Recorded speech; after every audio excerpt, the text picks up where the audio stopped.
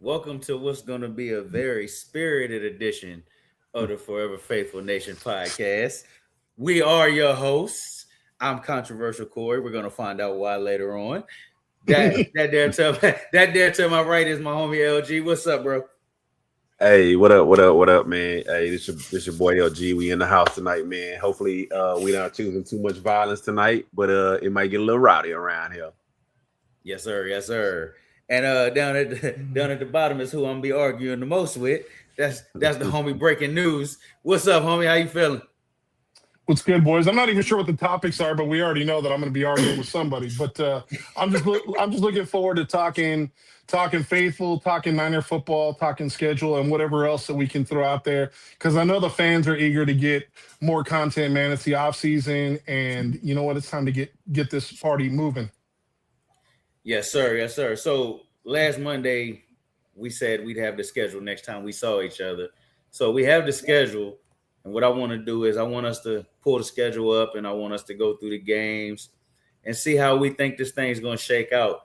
Get our first prediction of the off season. So let's get that schedule up and get these predictions in. Look. We need like a magical sound. Yeah, there we go. Come on, man. Look how that worked. Look at that. So look, we're gonna skip the preseason because we all know nobody's gonna play. Mm-hmm. September 10th, the NFL decided, and I think, matter of fact, before we even go through the games, let's get our overall thoughts on how y'all feel about the schedule, because I feel like the NFL has dicked us a little bit with this schedule. I remember John Lynch saying at the owners meeting that he was told they're sending us to Australia so they would take care of us on the back end. And the back end of the schedule is probably the hardest schedule in the NFL. So, LG, how you feel about this schedule, man? Did they get us or did they get us? I'm gonna say it like this, right? And it's just me, bro. But I feel like, I don't put too much into the beginning of the year, because you know how people say you'll have like what you want to call it, strength of schedule, and it's like these teams haven't even played a game yet, so it's like whose strength of schedule is the best or whose strength of schedule is the worst, because you had these times where it's like what's what I'm trying to say, teams start the season and it's like, oh, they have the easiest schedule in the league, and it turns out to be one of the most difficult.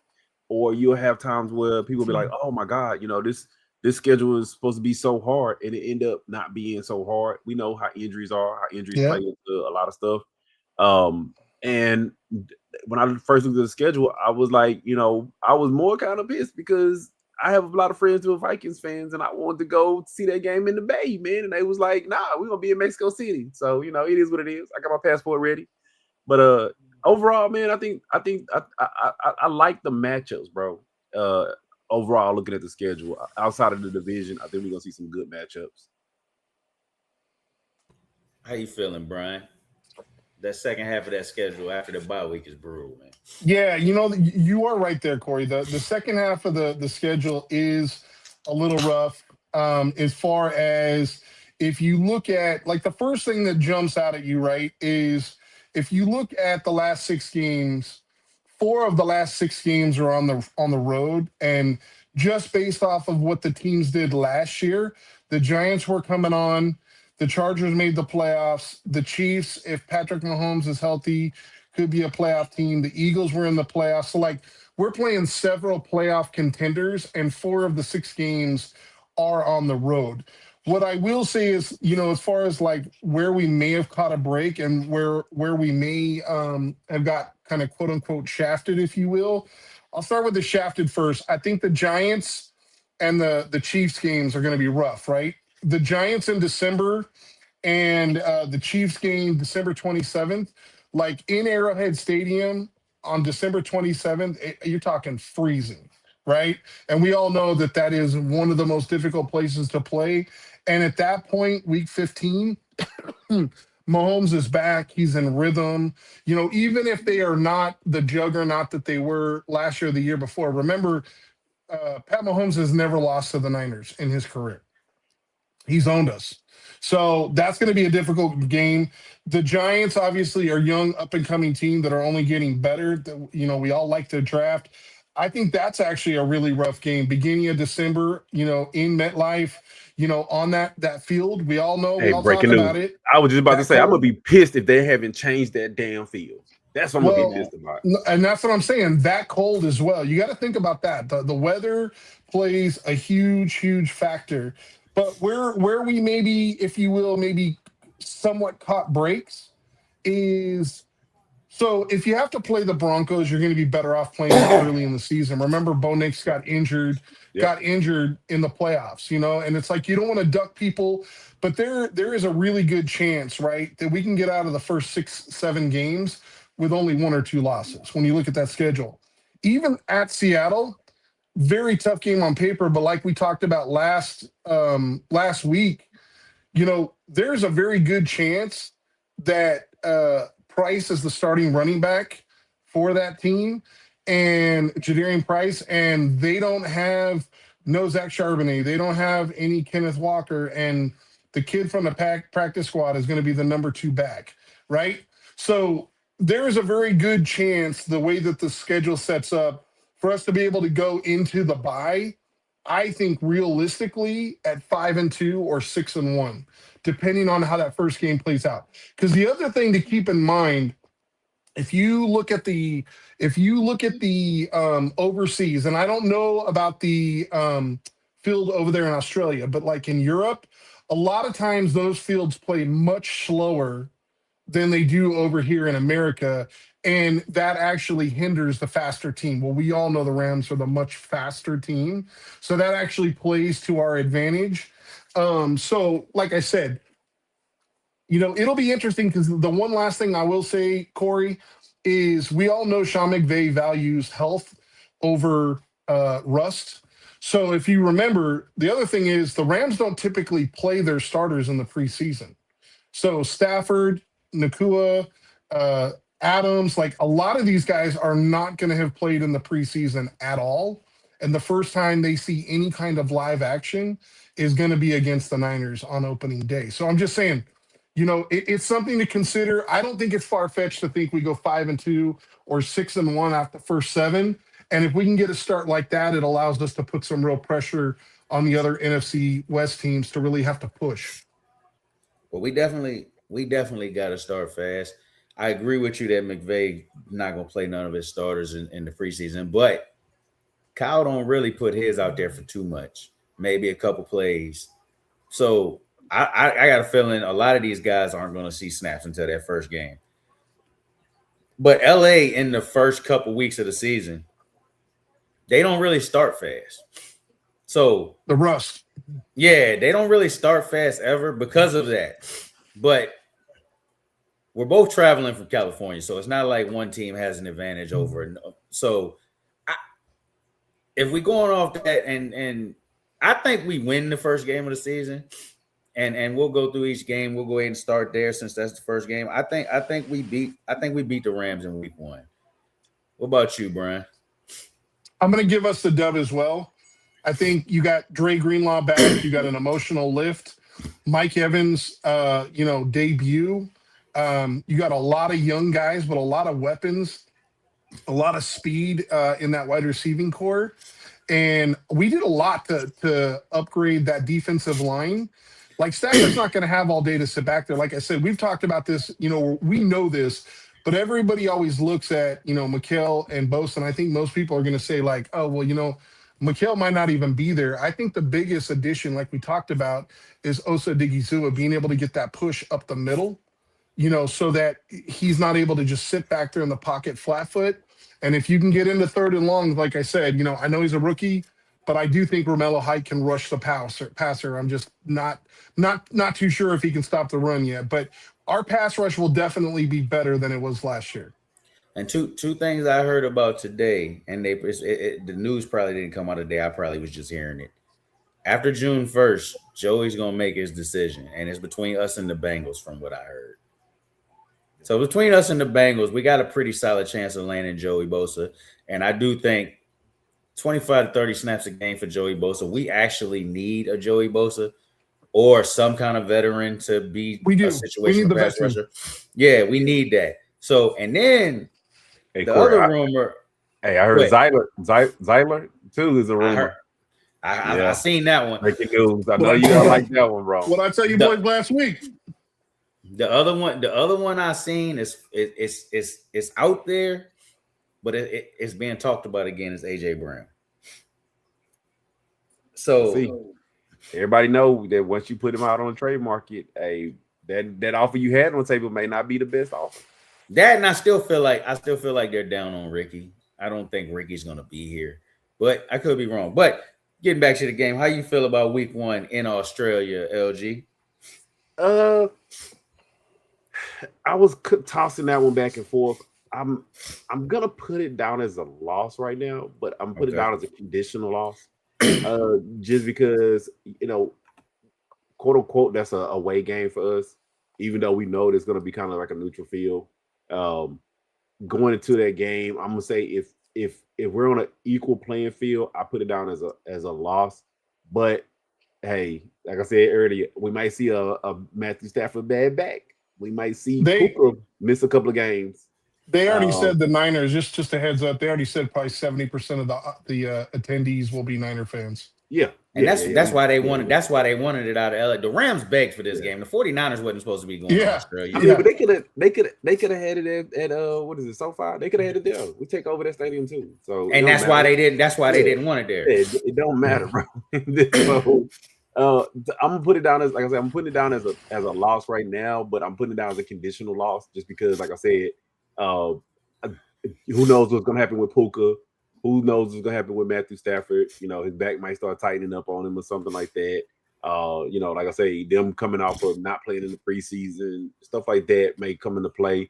And like I say, I'm saying an L, but L with conditions. Okay. So you got us at 0-1. We got us at 1-0. We got the Dolphins in week 2. I mean, I feel like we're all gonna say the same thing here. I got us at 2-0 there. Yeah, it's the Dolphins and it's at home. The only thing that bothers me about that is it's fresh off of Australia and it's on a Sunday. But it's the Dolphins. The Dolphins. And it's a home game. Yeah, that's the one favor they did us. So I got us at 2-0. And think about it, we play Thursday. So we have Thursday, and then we're probably gonna fly back either that night or the next morning. And then we don't play for another week, and it's a Sunday game. It's plenty of time to get reacclimated back to being back in our own beds, bro. I honestly, like I say, it's the Dolphins. The Dolphins are so much of in an influx right now. I don't see that being a loss. I see that being a win. So I'm saying we'll be 1-1 after 2 weeks. But like I say, it's the Dolphins. Yeah, it's the Dolphins. So I got us at 2-0. You got us at 1-1. Week 3, everything, dude. That's crazy because the Dolphins. It never takes a team with that much turnover as the Dolphins have. Never gonna be right for at least the first month of the season, bro. It's rare. And it's a new coach, a new quarterback, no wide receivers. It's like new defense. Yeah, it's a lot of turnover over there. Yeah, that's a game we should handle, and we should handle easily. I feel like a game like that, and I know it's the NFL and it don't happen often, but I feel like a game like that, Kyle needs to blow these boys out and get the starters out the game. Yeah, at key positions, get to back up some run. This is a game where your young kids should get a lot of run on offense.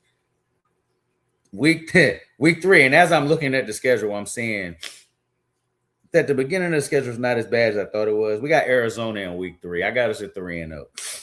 Hey, I got us at 2-1 because hey, it's Arizona, man.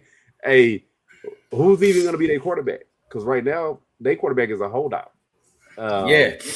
And Gardner Minshew right now. Yeah, who's going to play running back? They got like 7 of them. So they got a starter. I'm not the running back is taken care of for them. They just don't have Cardinals? offensive line. Yeah. Are you sure? Are you sure? Because they got like 7 How about of them. Jeremiah Love? Yeah, they got the running back. I'm just saying they got like 7 running backs. So who's going to start? I'm just saying. The highest paid running back in the league is going to start. I promise you that. I'm just saying. Hey, Brian, I'm assuming you got us beating the Dolphins, right? Yeah, I got us at 3-0 as well. Okay, 3-0 for us. All right, 2-1. Now here's where stuff gets real. But Bo Nix is coming off an injury, and didn't he have multiple surgeries? Yeah. Yep. All right, so we got Denver in week 4 at home. Against that defense is going to be tough, but I'm thinking about week 4, we'll start to know exactly what this offense is going to be. I think they beat Denver, but I don't think it's going to be a lot of points scored. So I got us at 4-0. I got us a 3-1. Yeah, I got us beating Denver. I don't know if Bo Nix is going to be healthy, especially coming off a second surgery.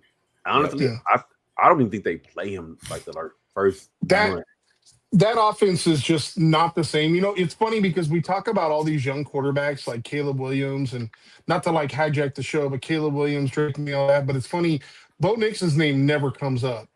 But when you look at what he's done for that team, like that team was not the same team when he left. Like sit him back there playing the Patriots, they look like a different team. Like they were like a JV team. They couldn't score. They couldn't move the ball. The defense got tired. So I do think I will just go on record and say that I do think that Denver is a more complete team than the Niners. I think this is solely because of the situation, playing on the road, the quarterback probably not going to be their starter. And the one thing I do think the Niners will be pretty good at this year, like I said, barring health, is I do think they're going to be better at stopping the run. Hey, breaking news. I'll say this too, because that game is so early, and like you say, is when you catch people. If you guys notice, historically, these Denver teams under I forgot their coach. McDermott. Not McDermott, Sean Payton. I said McDermott. I'm sorry. Yeah, no, Sean Payton. They always start slow. Like if you notice that year in, year out, they always start like 2-4, 1 something. They've always started the seasons real slow, and they kind of gear up middle of the season. They finish real strong, but at the beginning of the season they always start like really, really slow and kind of struggling. So I think it's going to be us catching them early versus catching them late. Okay. Yeah, I think that's going to be a tough one though. I got us winning, but that I could see that being our first loss. And it's a home game, so we ain't got to go to Mile High. We ain't got to deal with that. Yeah, that's exactly. Now week 5, I do have us lose. I got us losing in Seattle. Same. I got us losing. Even though I wouldn't be surprised us winning, I have to go back to the fact that opening day last year, we went into their building and handed them an L. And I think that still leaves a little bit of a better taste in their mouth for their, coach's debut. You know what I mean? Yeah. I mean, that Super Bowl hangover, normally it wears off, after those first couple of weeks. And we catching them, week 5? 5. Yeah. So I think we're gonna probably end up taking a L on that one too. And it's tough to play in Seattle. That 12 man is crazy out there. And they coming off of a Super Bowl. Yeah, it's gonna be nuts. So yeah, I'm thinking that's gonna probably be an L too. I don't necessarily fear playing in Seattle no more because Brock has done well there. What I fear is the defensive coach up there because I feel like he has Kyle Shanahan's number. I feel like he knows how to stop it. He did it in Baltimore. He did it 3 times last year. Like week 1, Brock had solid numbers, but Brock threw 2 picks and should have threw 4. So he knows how to play against Kyle's offense. That's the only reason. See, when I bring up Seattle and I talk about this, That's the only reason I fear Seattle. I do not fear Sam Darnold. I fear the coach. The coach knows Kyle Shanahan, and Kyle has been known as a genius for so long that he's not going to change his system just to go up against one coach. And I think in reality, wait, Corey, you don't want to stop you right there. You don't want to stop you. Remember, I said sometimes you got to equal it out. But you know who does have Seattle's number? Raheem Morris. They've always had their number in Seattle. And Raheem is calling that defense. So maybe we force Sam Darnold into a couple of turnovers. We're going to have to. Shut down. Maybe we shut down that offense a little bit more than what they normally would. And I got faith. That getting players back and Raheem coming over, being more aggressive on defense, we have to get to the quarterback this year. Not just against Seattle in general. If we don't get to the quarterback this year, everything we talking about is pretty much null and void because you can't survive playing the way we played last year. No. All right, 100%. so you got us at 3-2. Me and Breaking News got us at 4-1. Monday Night Football against the Washington Commanders.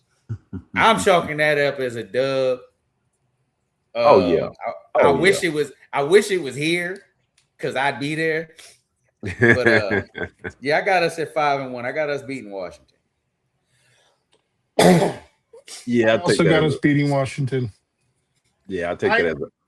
I've never been as high on the Jaden Daniels hype train as everybody else. I think similar to the Robert Griffin. Remember, he makes the playoffs his rookie year. The league starts to adjust slowly, and it's like some players can react to that and adjust again, and some guys are kind of like one-trick ponies. I still haven't seen him adjust. He looked. I don't know if you guys seen him, but before he got injured last year, he didn't look like the guy from his rookie year. He looked lost. So, and I understand, he may have been playing hurt and things like that, but I need to see it before I can believe it. So for now, I just don't see the Commanders as like legitimate threats.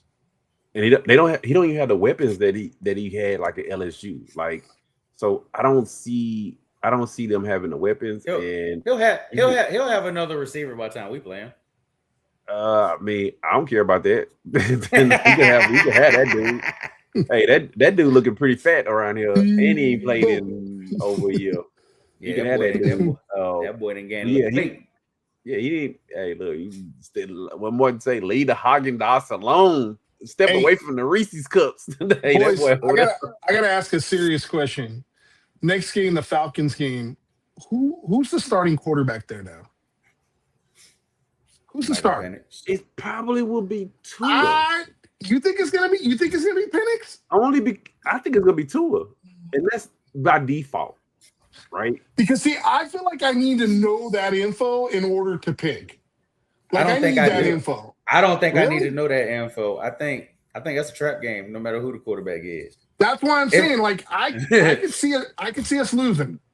That's the game I got. I have one of those unexpected losses. That's a 10 a.m. kick in Atlanta.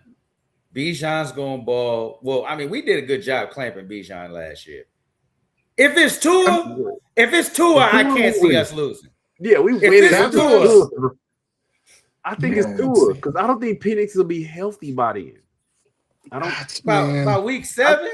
I think Tua. Right, I think Penix, because you got to remember, this is not his first ACL. This is his second ACL. I think he starts the season probably on the pup. All right, I got a 6-1 into the bye. You talked me into it, Larry. Okay. I got 6. I'm 6-1. I got 6-1 if it's Penix. 5-2. I got 5-2. 5-2 if it's Penix. 6-1. Nah, you got to just pick. The faithful are listening. Yeah, you just 6-1. 6-1. Okay, that's what I'm saying. We all know damn well. We all know damn well we're gonna drop a game we ain't got no business dropping. I understand. If it's Penix, I think we probably lose that game. But if it's Tua, Tua been through like 7 interceptions. Hey, Jesus. Look, hey, why y'all BSing, bro? Hey, look, Tua is so injury prone. It might be their third string quarterback starting. I'm just being for real, bro. Penix might be on the pup, and Tua might be concussion.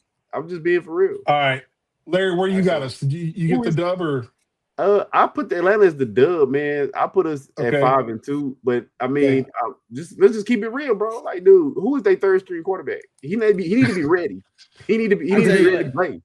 I tell you like this: the best thing that can happen to us is 6-1 going into the bye week. That's the best thing that can happen to us. 6-1 or 7-0. Well, listen. 5-2 would be good. Yeah. I'm just gonna tell you right now, like, not listen. I may go ahead and just call me a little bit of a homer. It's not like beyond the realm of possibility that we could go 7-0. I could make a case on every one of these games why we could be 7-0. I just think it's much more realistic to think that we lose one or two. And to be honest with you, I was actually much more apprehensive. I was going to say we won in Seattle and we lost to the Broncos because I think that that's a very good possibility as well. Like if you said, hey, we lose one game in our first 7, I'd be like, might be the Broncos.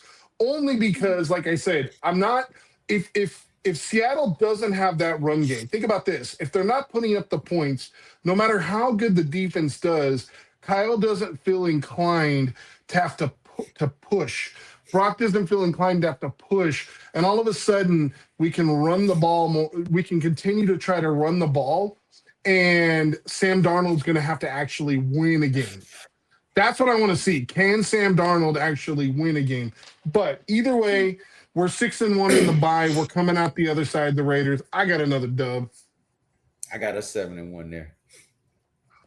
Raiders? Yeah. Yeah, that defense is trash. I don't care if it's Kirk Cousins or Mendoza by the end. That defense is just horrible. Even though they put some, free agent money into that defense, Miles said just because you post syrup on, don't make it pancakes. And it's still bad, bro. So yeah, right, I think we'll get that win too. Next game at Dallas. I'm actually going L.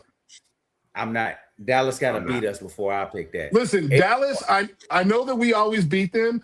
I think this game means way more to Dallas than it does to us. I really like what they've done in free agency and in the draft. And I think that it's their quote unquote due. So it's in their own stadium. And listen, Dak has gotten so much flack over the course of the last 3-4 years. Maybe 5 actually, for how he's played against San Fran, both in the playoffs and not. So I'm gonna go ahead and give it to him. I'm gonna say that we lose this one. You guys breaking news. Breaking news. You know what? I'm the resident Texan. You know what we call Cowboy Stadium? What? Niners South.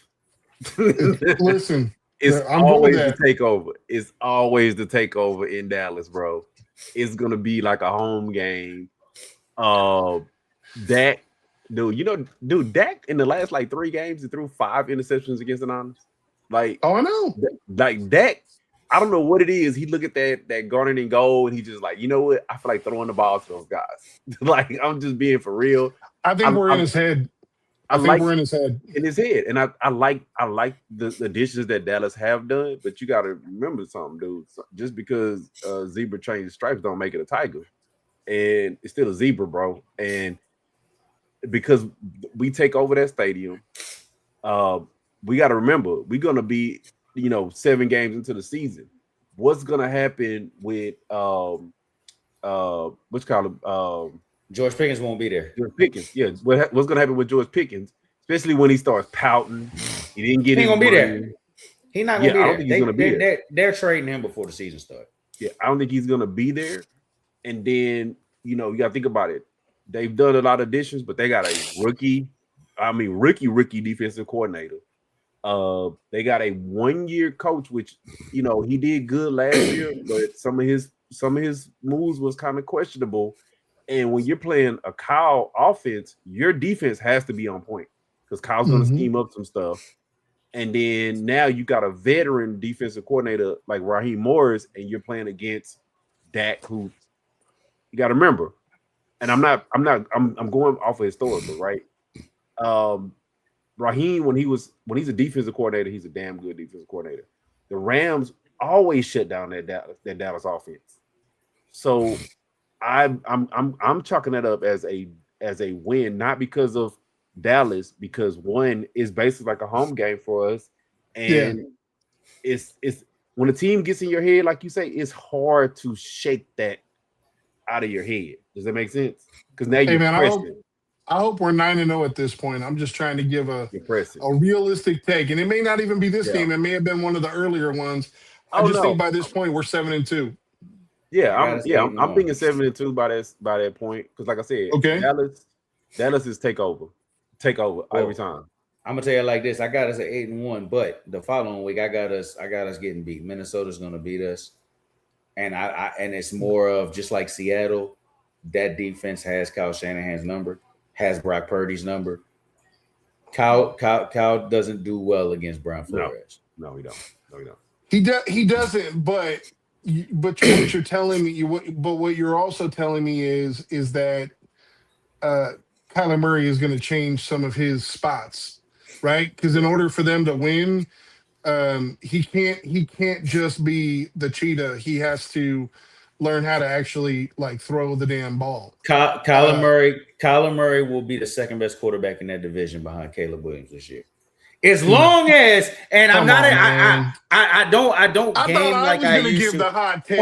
Hold on. I don't. And golf? Yes. Kyler Murray Oh, with that my offense, God. all Kyler Murray has to do is be decent, and that's an NFC championship team. That's a championship caliber team. Hey, look, does Call of Duty come out this year or not? Do we got a Call of Duty coming out? That's a serious it might drop in November. Hey, it might drop in November. I can't do this with you guys. Look, hey, you know what I'm gonna say? I put this. That game was a toss up to me, and the only reason why I lean toward a win because it's a home game, quote unquote. Even though it's in Mexico, it's a home game, which we know. It's gonna be way more Niners fans there. Fans in Mexico are definitely heavy Niner fans. Heavy, yeah. So they love George Kittle. Yeah. So the only reason why I said I lean toward Dub too is if we could sign like a Zeiler and we could run the ball up the middle because that's the weakness of that Minnesota defense. But if we have to like rely on throwing the ball stuff like that, that Minnesota defense. Brock ain't the only one that Minnesota defense then really screwed you over. But if you can run the ball, particularly up the middle, then you see the major weaknesses in that Minnesota defense, and that's what it's going to come down to. But Call of Duty expected October 2026. Yeah, I was about to say. You just put it in the chat. I got October 26th, October this year. We're supposed to get Call of Duty. So I might have been that. I'm gonna keep it as an L, but Kyler Murray, this is where the fall off starts. Hey, he will not be watching game film. We just know that he will not. Yeah. So I gotta say 8-2 so far. I gotta say 8-2. Yeah, I'm gonna say 8-2. So we all at 8-2. We just got their different. I'm at 8-2. Yeah, we got a couple of different games, but I'm at 8-2 too. All right. So Seattle, the rematch. I got us splitting with Seattle, so I got us taking this one. 9-2 for me. I'm actually give us an L on this one. You got us 0-2 at home. I got us 0-2. I hope I'm wrong, but like I said, for me, it's not about the opponent. It's about getting to the number that I think we're going to hit. And the reality is the same way that we make fun of the Rams and how we take over their stadium. You look at the last two times that Seattle played San Fran, they've absolutely owned us in our stadium. Owned us. Oh, yeah. Literally ran us out the building. So I need to see a little fight from the team before. And I feel like this is far enough along in the season where you're able to figure out running back situation, trade deadline, you're able to add an acquisition, things like that. And we all know that Seattle has cap room. They have resources so they can add if they need to. So I'm just going to give us the L here only because, not necessarily because I think we're going to lose 2 against them, but at this particular point, like I said, I think we're sitting at 8-3. And see, I had a splitting, so that's why I gave them the home win on their ends, and I gave I had a splitting it, but it's tough. It's splitting hairs, bro. Like it could easily be. We could easily be 2-0 against them, and they could easily be 2-0 against us. It's really splitting hairs with them. Yeah. So this is where. So all right, I got us at 9-2. You got us at 8-3. What you got us at, LG? I'm gonna say 9-2 too. Yeah, I got 9-2. All right, the Giants. I got us winning that game. I got us at 10-2. What's up, Papa? But this is where I'm gonna start to get hairy. Y'all go ahead. The Giants, I got us beating the Giants. I got us beating the Giants, depending on who's playing. If they switch that field out, because you got to remember this late in the season is when Giants historically have had like injuries on injuries on injuries. Yeah. And so it's like, do they switch that field out and get good turf in there? There's no plan on changing that field right now. Yeah, and then the thing for me is I gotta see. I'm gonna put it as a win, but I gotta see, does Jackson Dart take that next leap, right? Because you gotta remember he's learning a whole new offense. It's not like the offense he ran at Ole Miss. It's nothing like the Dayball offense. It's gonna be a more heavy run because they brought in what's the guy from the Ravens? Can't forget his name. He's gonna. Oh, wait a minute. They didn't bring him in. They brought in somebody else to be OC, right? Yeah, no, because Monken went to Cleveland. Yeah, Monken left. I forgot who they brought in, but yeah, I don't think it's gonna be an offense that he's used to. So I think that Dart actually takes a step back this year, and that's why I think that we'll go in and win that game. They might not even have Thibodeau in. They might trade a couple of players off their team too. So who knows? So I'm gonna go L here. And I can totally see us winning, but two things that stand out in my mind, like I said, December game, it's going to be exceptionally cold, and also we all know the history of West Coast teams traveling to the East Coast at a 10 a.m. start time. It's brutal. Plus the temperature and all that. I could definitely see us winning this, but like you said, Corey, we all know every year there's always one or two games that we drop that we're like, man, we should not have dropped that. So I got us at 8-4 right now. But we won that game last year when we had to travel. We did. I was there. We definitely won that one. But it was I'm just saying it was November 1st and it was not cold. It was in the 60s. And if you think about it, though, the last couple of years, like remember, like the year before last when we played Cleveland, they were horrific and they beat us. Yeah, I mean, like we always have those one or two games that we're like we lose to a team that's like sub 500. I gotta say, I don't think the Giants will be sub 500 though. I'm gonna be honest with you. I don't think 10-2. I don't think the Giants will be sub 500, but I do think that we might be pull that game out. Okay, this is where it gets hairy for me. I got us taking the L to the Rams here. I got us at 10-3. Okay, I got us taking an L as well, splitting with the Rams. I got us winning because, like I said, I feel like we're gonna split. Like I say, the Rams is kind of like back and forth to me, like the Seahawks. They could easily be 2-0. We could be 2-0 against them. We could split because we could split. We could split home. We could split vice versa. Like I said, we take over the Rams stadium. They literally had to tell their fans stop selling tickets to Niners fans last year because we were literally taking over their stadium. And call me that guy, right? But we're getting into these December games. Bad backs don't go away. It didn't affect him last year. He's the MVP of the league. I mean, but that was 1 year. But does it hold up a second year? Does a bad back hold up a second year? Do you start to see some regression in Devontae? Like I said, the Rams have a fairly young team, but some of their key components are a little bit older. I think Devontae, he's going to be 33 this year, if I'm not mistaken. Around about 33, 32. Yeah. Those are the years that you see receivers. You don't know if they're going to maintain or they're going to fall off a cliff. And you could see some of the regression with Devontae. He was really just a touchdown target last year. And you got to remember, too, with that Rams team, they never kind of, quote unquote, fixed that number 3. So if you see some regression in Devontae, they don't have a third receiver to go to. I forgot their running back name. He's been injury prone. What team? The Rams. Kayvon Williams. Yeah, Williams. Yeah. He's been a little injury prone. Even though the guy they got from Michigan, he's been stepping up a little bit. But this late in the season, Tyron. I said Kayvon. Yeah, this late in the season, I'm gonna give us this. I'm gonna give us the dub. I have us down as a split with the Rams, even though that first game is quote unquote, not technically, it's neutral site, but I'm putting it down as a split. That's why I'm giving us this one. All right, so you got us at 11-2. I got 10-3. You got what, 9-4? I'm at 9-4.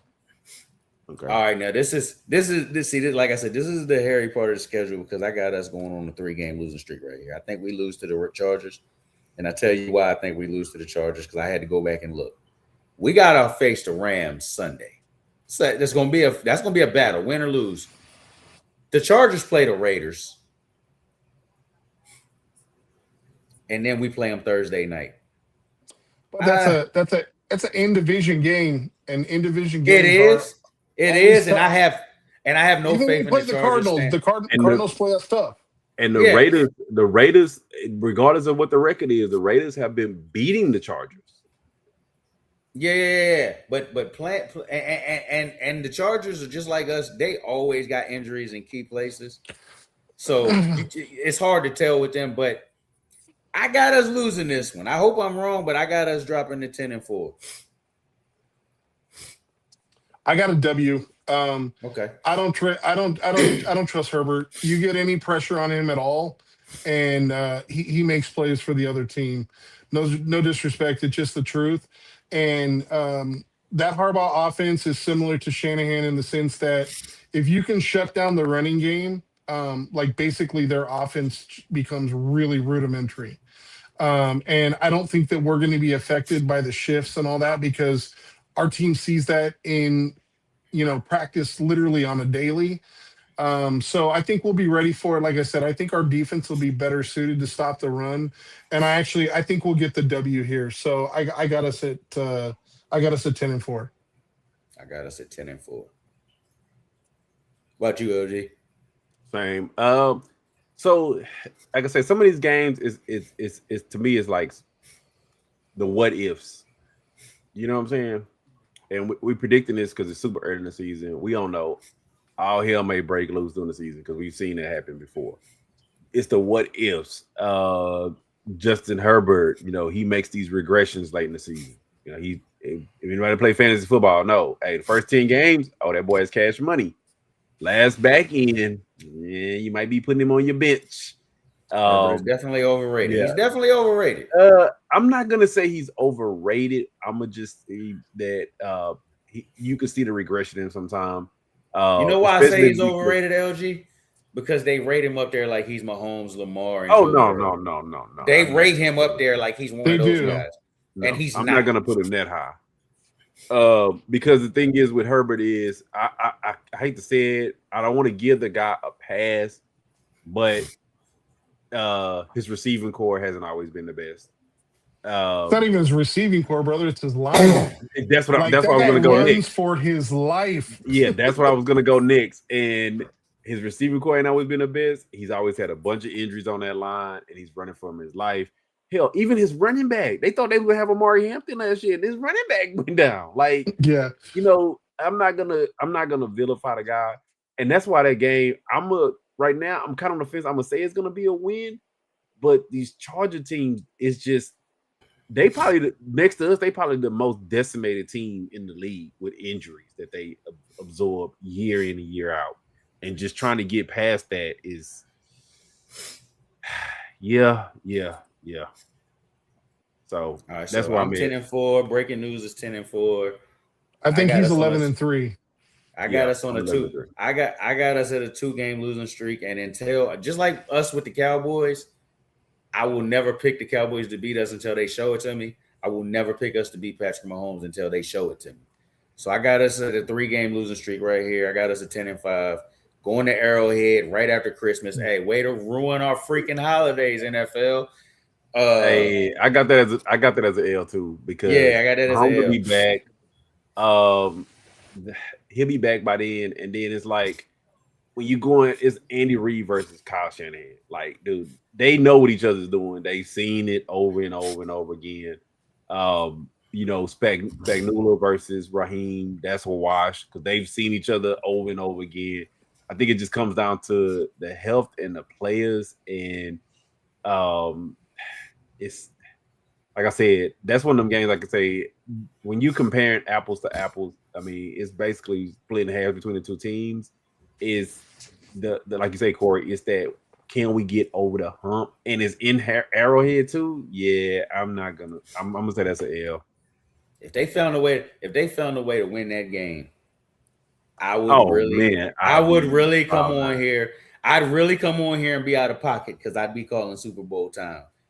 I haven't. I like right now. Right now, I do not think we're a Super Bowl team. You go to Arrowhead in December, and you find a way to beat a team that has broken my heart twice already, 3 times if you Hey, count. wait, but, 3 times hey, if wait, you count the day Jimmy tore his ACL when we but thought he was to the franchise. we gotta beat them in the refs though too. So yeah, I'm just saying. Yeah, Hey, but if we found a way to win that game, I'd come on here and I'd go nuts and be calling for a Super Bowl. But I just don't see it. I don't see it. Mahomes will be back. Andy Reid, just like those defensive coaches I talked about, Andy Reid has Kyle Shanahan's number. Patrick Mahomes, for some reason, no matter how great we are, when he sees us, it is something different. man, look, and when Bosa's playing, they just don't even look at holding. They just be like, "What is that? What do you mean holding? How dare you Papa, say we can't just tackle your DNs?" They've ended 2 great seasons by us. And yes, it wasn't all them. It was some refs. It was some Kyle Shanahan wetting the bed again. So I mean, all these things are factors, but it's not going to change. I mean, he's the head coach, so like obviously Kyle's gonna get some criticism, but like, I mean, are we really gonna act like in the Super Bowl when Brock walked off the field in overtime and had the lead that we didn't expect our defense, which was a top 10 defense, to get 1 3 and out when they had 4 opportunities going down the field? Well, I'll tell you, I mean, how about this? How listen, about I'm this, just gonna Brian? say that's on the defense. That's on the No, no, no, defense, no, no, man. no, no, no, no. I'm gonna say it's on Kyle Shanahan. You want to know why I'm gonna say it's on Kyle Shanahan? Okay. Because if we address the damn offensive line, Brandon Ayuk is running wide open for a touchdown instead of Brock getting hit by Chris Jones because nobody touched him. Fair, but did we not walk off the field with the lead? Did we not need one stop? One stop on one play to win the Super Bowl. You cannot walk off the field with a 3-point lead against Mahomes and think you're going to win. You can't. Yeah, but I Drake, can't. I get it. I get it, but I'm just. but And I Drake going understand down was Drake. big too. Yes. Drake going down was big. Yes. That effectively ended the game because we were killing their offense with Dre out. I also agree that we lose. Listen, back-to-back road games off of a short week against the Chargers, and then immediately turn around and have to go to Arrowhead. End of the year, super cold, super loud. I just think it's a lot to ask. So at that point, I also have us at 10-5. And before we get to the next game, I didn't think about this when I was thinking about the Charger game. The lucky thing for us is that's really our other stadium. So That's it's what I not said. really. That's what I said. You're right. It's not really. I still got us taking a loss just because I think playing the Rams in that kind of game that it's gonna be, and then turn around 4 days later having to play the Chargers when they played the Raiders. And yes, it's a division game. Yeah, the Raiders are gonna fight them, and it'll probably be a close game. Us and the Rams is dog fights. That takes something out of you. Mm-hmm. So, but after Kansas City, I mean, but I'm gonna put it like this, and I'm gonna put it on y'all brain too. Think about this too. So effectively, because the Rams and the Chargers share the same stadium, we really could just stay there. We really could. We don't have to travel back home. Yeah. It's 4 days later. He's got a point. That's probably what we'll do. Yeah, it's 4 days later. I didn't even think about that when we was. Why even travel back upstate to New York? I mean, upstate California. We could essentially just stay there, and that might help. Might get some guys back, recuperating a little bit quicker. It's a 4 day. I changed my mind. 11-4. You talked me into it. 11-4. We beating the Chargers. 11-4. 4 day turnaround. So look, that's all I'm saying. Let me skip Philly real quick. So all of us got us beating Arizona week 18, right? Yes. Oh, right, yeah. So that puts us. I'm at 11-5. I'm at 11-5. I'm at 12-4. LG's at 12-4. Yeah. Philly at home. I have no fear of Philly. The playoffs showed me that I shouldn't have no fear of Philly. and they're about to lose AJ Brown. So with me amending the LA Chargers game, I got us at 13-4 because I got us beating Philly. So I got us 13-4 on the year. I got the Philly as an L, bro. See that? I could see it. So it kind of hinders on a couple of things. I don't know if y'all, like I say, I've been reading some of the tea leaves, and they're talking about the Eagles. They're probably going to resign Mekhi Becton. Mekhi Becton is a free agent.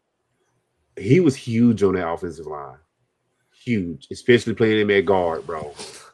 Hey, if Philly's back to we're running the ball with Saquon, we're being more reliant on our run game. Who knows what this offense is going to look back, because this is Jalen Hurts, 12th OC or something crap. That was the one problem that I had with the Philly offense last year, was that if you notice, they ran like no RPOs for Jalen, which is one of his strong suits, right? And that's why I was kind of like, what Philly version do we see? And I also say it'd probably be an L too, because like Brian, you hit on the head. Howie Roseman, that dude, man, I don't know what kind of ingredients that dude is putting in his meal, but man, I go to his house and eat all day long, bro. I ain't gonna lie. That dude over there, like Gordon Ramsay, he be in the kitchen cooking. And do you think he will sit back, even if there's issues with this Philly team, and say, I don't address him by the trade deadline? He's always cooked up something. They just got was it Greenyard from the Eagles, from the Vikings. That's gonna be big. That's gonna be big. Dude, who knows if they trade AJ, or they might just keep AJ. If they keep AJ, that's gonna be a lot of receivers, bro. Trade. They're gonna trade AJ, but I do think they'll get something outside of draft picks in return. They'll get a player. Yeah, but you know what? I think honestly, people are saying this post June 1. Yeah, I think that they'll take the approach of, we don't essentially have to trade him. Let's see what we got in Lemon first.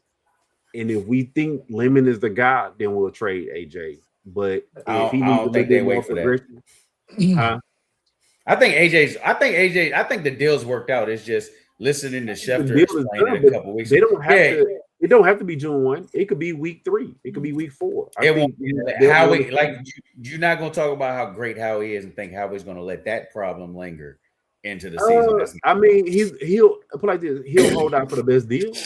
I think he'll do that. I think he already has a deal. I think he has a deal, but he'll hold out. He'll be like, you know what? Hey, we had the Patriots deal done, but I keep getting more offers. Let me sit back and see. Let me see how desperate the team gets. You know, I think Howie will make those adjustments. So I'm saying the Eagles game will be a loss, but I want to see what this Eagles team looks like. Like I said, I don't think this will be the Eagles team that we see early in the season. I definitely don't think it'll be the same team that we're anticipating we're going to see, you know, going into the beginning of the season. All right, so you got us at 13-4. I got us in 13-4. What you got us at, Brian? I got us winning the game, so I got us at 12-5. Okay. I actually, like, when you look at who they've lost in free agency, Reed Blankenship, their starting safety, Nakobe Dean, one of their starting linebackers, Azeez Ojulari, Joshua Uche. I mean, they've lost a lot, right? Jalen Phillips.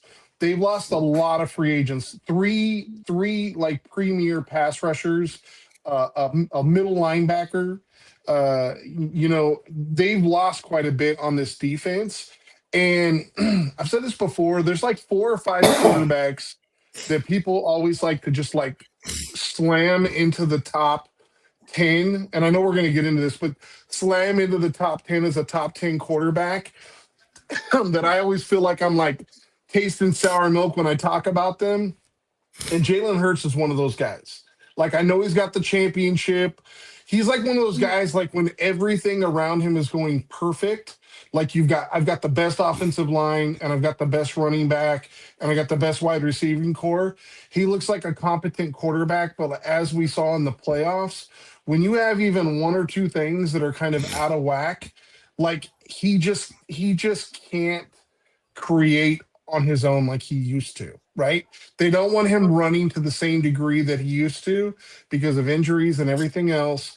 And so for me, I just don't fear the Eagles like I used to. I think that the Yep. Niners, barring injury, and you could say that with any of these games, I think the Niners win by double digits. Like literally, we won last year in their house in the playoffs, and we were the most injured team. Well, we were more injured than teams sitting at home.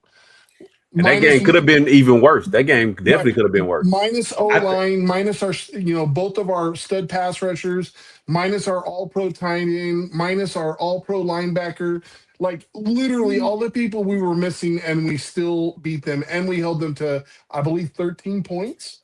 Yep. Or 10. I think that game mirrors the year after we lost to them in the NFC Championship, and we went to Philly and beat just piss out belt of them. the ass. Yeah, I remember Debo. That was like Debo's coming out part. That was like the one game where Debo said something and actually did it. Like 3 touchdowns, 170 yards. I remember Debo scoring and Ayuk came sliding in doing snow angels. That was the most complete game I ever seen from Kyle Shanahan. The best play of that whole entire sequence though was at the very, very end, that tunnel screen. That screen, yep. Oh my God. And he just watching Debo just run and just like he kind of like you could just see just like trying to get just out of the reach of the linebackers trying to catch him, and he just like ran right through it. And literally in my mind I thought, those guys are slow, man, because Debo's not a fast wide receiver. No. That is a slow secondary. I tell you what, man, I miss that Debo. Man, I miss 19. Man, I miss 19. Bro. Listen, right, I miss 2022 Debo, like not Debo now that looks like he's got the same beard that I do. Not chunky Debo. I got us 13-4, but I really think, and it'll be, I don't know what I got 12-5. That's my prediction is 12-5, even after going through the schedule. I think we'll drop one of those games that I didn't think we would. 12-5 is where I got us at. I got us finishing second in the division behind the Rams, but 12-5 might be enough to win that division. So I think low for me anyways. I think low, I see us at 10-7. I see high, I see us at 13-4. It's going to be somewhere in that range. And I think as long as we're in that range, we're a lock to make the playoffs. I mean, that's really all that matters. We just got to get in the dance. Barring injuries, of course, you always got to give the disclaimer.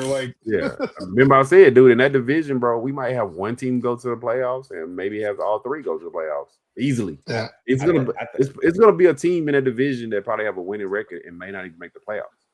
I think we get three. I hope you're not right about that, because if you're right and we get two and somebody stays home with a winning record, man. Hey, remember what I said? All I'm gonna say is better not be us. Better not be us. You could easily see three teams coming out of the North. Give or take what happens in the West, the East. You can listen, hold on. We got to drop the North now. We just realized Call of Duty coming out. We got to take the Vikings down. Not only that. But how many wins do they have by the time Call of Duty come out? Remember that Corey said that Kyler Murray is going to be the second best quarterback in that division. There ain't no way they got three teams coming out of that division. I didn't know Call of Duty was coming out in October. There ain't no way if he's the second best quarterback in that division, they have three teams coming out. But you do got to realize, though, Kyler playing for his life. Yeah, so if any year you going to show, you said the same thing about Tua last year. Who? Yeah, I mean, but we not going to compare. We not going to compare Tua to Kyler Murray.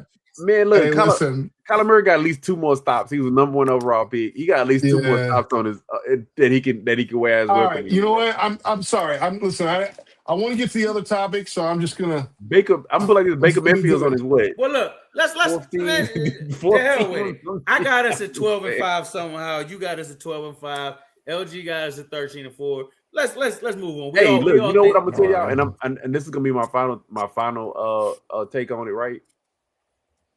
Have y'all looked at Seattle's schedule? Have y'all looked at the Rams schedule? They're playing a first place schedule, yeah. Yeah, it's brutal. It's brutal, bro. So we could easily see them, not win as many games as they won. We got a brutal stretch too, though.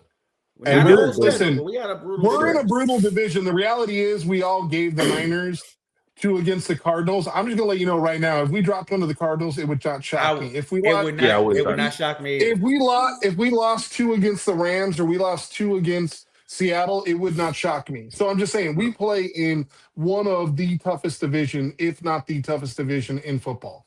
Yep. If we won only 2 games in the division, it wouldn't shock me. And if we won 6 games in the division, it would shock me. That's what I'm saying. It's that close.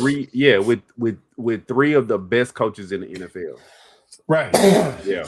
I mean, remember last year we went 4-2, and both games against the Cardinals were 1-score games. Yeah. I mean, like. Hey, now, Brian, I will say this, dude, and like I said, I'm not bashing Seattle, but I definitely want to see, because y'all heard me say it a million times, OCs matter. Them losing Kubiak, I want to see how does that offense. I agree with you. Losing Kubiak, that might be pretty big. I do think that's going to be bigger than people realize. All right, so look, we're controversial, Corey. Niner fans want to hear what you think of our quarterback. Corey, I love our quarterback today. I love our quarterback. Look, we a new show. I know this topic has been beat to death in 49er land, but y'all have not heard our take on it. Brock Purdy. Is Brock Purdy top 10? I said Brock Purdy was top 12, and I got 12. You said 12, I said bro. 12. Stick to your guns. Stick to your guns, bro. He might even be outside the top 12. Now you lying, guns, bro. Now you lying. No, I ain't say that. Guns. Don't do that. Don't do that. I said Brock Purdy was a top 12 quarterback. I did not say he was number 12. Okay, who's your 10 ahead of him? Just give me that. No, give me your 11. I want to hear all goddamn 11 ahead of him. I never said 11. He was number 12. I did not say he was number 12. Listen, I want to hear every last 11. In preparation for this, some of us did some homework. Let me help you out. I think the ones we can all agree on: Stafford, Burrow, Allen, Lamar, Mahomes. That's 5, right? That's 5. Then you have the maybes, right? Like maybe they are, maybe they're not.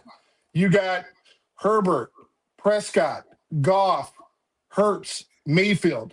What I call the one-year wonders, right? You got Daniels, Nix, Williams, May, Darnold, and Lawrence. These are all guys that have had one real good year of success or are coming off an injury. So please, the floor is yours. Tell me which 10 of those guys are better than Brock Purdy. No, I want to hear 11. I want to hear I need you to bring in another 11. I need you to bring in 11. I never said he was number 12. I need 11. 12. First of all, yes, so if he's top 12, I want to hear 11 guys. I didn't say he was number 12. I just threw out top 12. I want to hear 11 guys. I'm not giving you no breaks on this, no pass. I gave you 5. I gave you 5 off the rip. All right. I'm taking Mahomes. I'm taking Josh Allen. I'm taking Lamar. I'm taking Stafford. I'm taking Burrow. I'm taking Caleb Williams. Oh, my God. I'm taking Caleb. All right, show's over. Sorry, folks. I'm taking Caleb. One good year. Did you see his rookie year? Hold on. One thing y'all are missing, and I can't stand 49er fans to do this. I love the arm talent. I'm not crapping on Brock Purdy. Yeah. Brock Purdy in bad weather is not a good quarterback. If the weather's not ideal, the first 6 I named are, including Corey. Caleb. Caleb can throw the ball in any weather. Do the Niners play in good weather or bad weather? It rains in Santa Clara, and every time it rains, he looks bad. Go back. Iowa State. Iowa State. You know how bad they have tornadoes, bro. Let him present his case. All right. His best year in the NFL was the year he took us to the Super Bowl. You got 6. You got 6 so far. We got 6 so far. But I did not say he was number 12. I want to hear 11. I'm not saying I'm holding his feet to the fire, bro. I want to hear all 11, bro. I want to hear all 11. I never said I'm gonna take, and I know y'all gonna kill me on this one. Oh my God! I already know where he's going. Where I'm going? I already know. You're gonna either say Herbert or you gonna say Prescott. I will never say Dak Prescott. I will never say Justin Herbert. You ain't got to worry about that coming out of my mouth. Okay. I am going to take a Super Bowl MVP over him, though. Oh, God. Nick Foles? We going Nick Foles? see how anybody can be an MVP? The difference is... I love when people use that. The difference is Jalen Hurts outplayed Patrick Mahomes 2 times. Oh, my God. Jalen Hurts? I'm taking Because I'm pretty sure I've seen those guys play head-to-head the last couple of years several times, and I don't think it's ever ended well for Jalen. See, Corey, I'll give you a pass on that because I split hairs between Jalen Hurts and Brock Purdy, but I got Jalen Hurts ranked a lot higher in my rankings. If it's close, I got to take Super Bowl MVP. Can I be honest, Corey? You know what you're telling me? You said if it's close, you want the championship. So playoffs matter, right? Playoffs matter. How you perform in the playoffs matter. Yeah. How you perform in the playoffs? The year we went to the Super Bowl, that boy tried to give the game to Green Bay. Yes, he came back against Detroit. Helped put us in a damn hole, but he came back. Yeah. The game in the rain. Hold on. In the rain, where I say he struggles at, he looked like an average to below average quarterback until the second half. Breaking news. Are you keeping track of these numbers? Because I think we had number 6 right now. Right. Yeah, I never said I had 11. I never said I had 11 ahead of him. This seems all 11. Like when Barry all was 11, like, hey, bro. I'm only like a piece of the pie. when the guy that we can't talk about was like, Trent Williams is like the 20th best left tackle, and then he named like 3, and I was like, okay. Don't do that. Don't compare me to that. Bro. I said he was top 12 just to give a best number. I want to hear all 11. I don't have 11. All 11. I don't have 11. He's got like one more. Let's hear the one more guy. I might not even have one more. See, bro. At least I got him at what? 8? 8. Damn, I didn't say the boy was garbage. I got him at 8. Well, Corey, we need a retraction. We need a retraction on what he said. Yeah, you have to print that on media. But listen, don't say he's the top 12 quarterback. You give that man his respect and say he's the top 8 quarterback. Yeah, bro. That's what. Listen, I'm gonna talk to Brock Purdy's publicist. Dude, there's only 30 sure executive views send over the info to him. There's only 30. Now we can put a poll up. There's only 30 teams. So if your quarterback there's only 5 quarterbacks though. Everybody except for 5 guys can be replaced. No, but I'm saying if your quarterback is in the top, I'm gonna say in the top 10, he deserves to be on your roster. Like you started this, but you said, is it time that we move on from him, or is he the quarterback? I ain't asked that.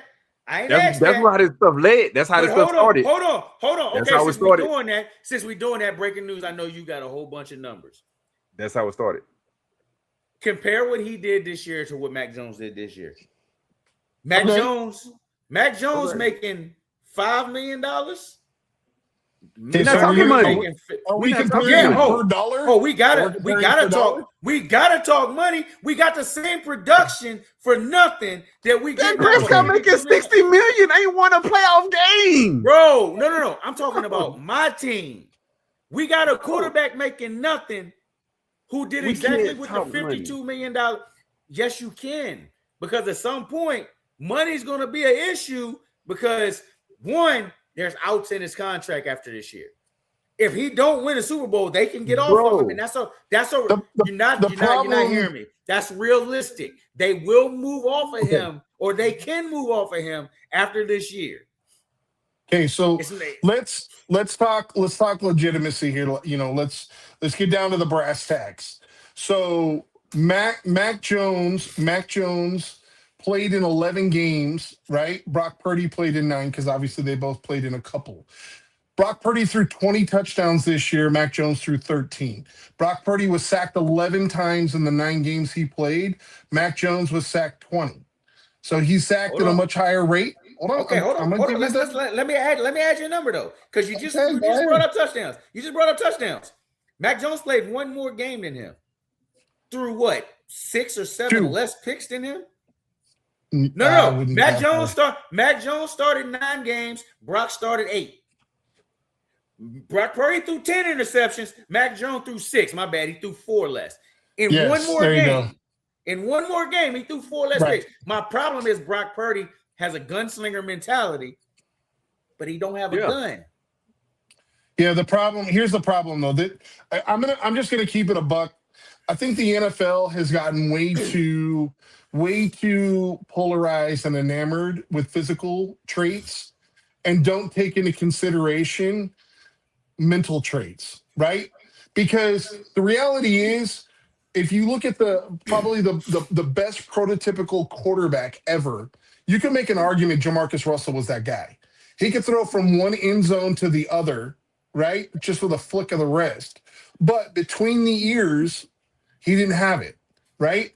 The biggest thing a quarterback needs to have is mental toughness and the ability to process information quickly. What Brock excels at is being able to process information quickly. Let me give you guys some stats here, right? So I agree with you, Controversy, that I think it's important to look at how people perform in the playoffs. Because if you're not getting to the playoffs, then you're not doing enough for your team to actually put them in a position to succeed. So Lamar Jackson, somebody we all agree is a top 5 quarterback, been in the league since 2018. He's 3-5 in the playoffs. He's had 3 of the 8 games that he's played in has he had 200 or more passing yards. 29 sacks in those 8 games, 10 touchdowns, 7 interceptions, and 3 of the 5 losses that he was the higher seeded team. Okay? Let that sink in. Brock Purdy. They say he was 5-3. I'm saying 5-2 because he got his shoulder wrecked at the beginning of the first play, and they're counting that as a loss against him. I'm not buying it. I'm saying 5-2. 6 of 8 games he had, or 6 of 7 games he had over 200 yards passing. He was only sacked 11 times in those 8 games. 8 and 4 touchdown to interception ratio, and he's one of only 2 quarterbacks to never lose as the higher seeded team, meaning the only time he's ever lost in the playoffs is when he was playing a better team. Allen, 8-7 in the playoffs, 13 of 15, 200 plus yards, 32 sacks in the playoffs, 28-6, very impressive. But only two of his 7 losses came as the higher seed. Okay, your boy Hurts, 6-4 in the playoffs. Only 5 of 10 games did he throw for more than 200 yards. 23 sacks. Of his 4 losses, 3 of them he was the higher seeded team. Burrow, this is the guy who really should be the gold standard in the playoffs outside of Mahomes. 5-2 in the playoffs. 7 of 7 games, he's had at least 200 yards passing, sacked 29 times. We all know why. He's 9 touchdowns, 4 interception, and he's the other guy that's never lost as the higher seeded team. Matt Stafford, 7-6 as the all-time in the playoffs, 13 for 13 on 200 plus yards, 28 sacks, 25 touchdowns, 7 interceptions. Your boy Herbert, or not your boy, but I'll just say I love to see that people always rank him traditionally much higher than Brock Purdy. 0-3 in the playoffs. And by the way, in 2 of those 3 games, one game he gave up a 20-point lead in the playoffs, and in the other game, his team scored 3 points. 3 points against the Patriots this year. 0-3 in the playoffs. 2 of the 3 games he's had 200 passing yards, 13 sacks. And he's 0-1 as the higher seeded team, meaning one time he was the higher seeded team and he lost. Dak Prescott, 2-5, 7-7 for 200 plus yards, 15 sacks. 3 of the 5 losses he has in the playoffs, he was the higher ranked team. And the final guy, Patrick Mahomes, 17-4, 19 of 21, 200 plus, 46 sacks, 46 touchdowns, 10 interceptions. And 2 of his 4 losses were as the higher seeded team. So why do I bring up all this? Because I think it's relevant and important. People often put Hurts. They often put Prescott. They often put Herbert ahead of a guy like Brock Purdy.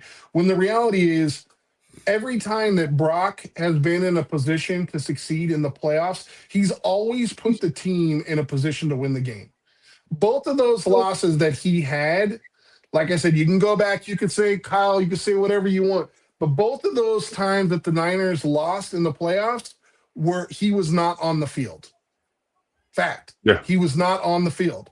He So put us in position to win that last Super Bowl, bro. Right. I'm not saying he's a top 5 quarterback, but I think because he was drafted as Mr. Irrelevant at the end of round 7, people have a hard time looking at a guy who's 6'1" and doesn't have a big arm and have a hard time looking at him and saying, hey, this guy's a legitimate top 8 quarterback. I actually agree with you, Corey. I'm not saying he's a top 5, but I think anybody saying that he's outside the top 10 is crazy. Like, name me 10 better quarterbacks. Like, I think you have a hard time with that. When you look at these are my metrics. These are my metrics, and everybody has their own. Okay, number 1, continuous success. I don't want to hear Drake May because he had one great year. I don't want to hear, Jaden Daniels because he had a great year and then he's injured.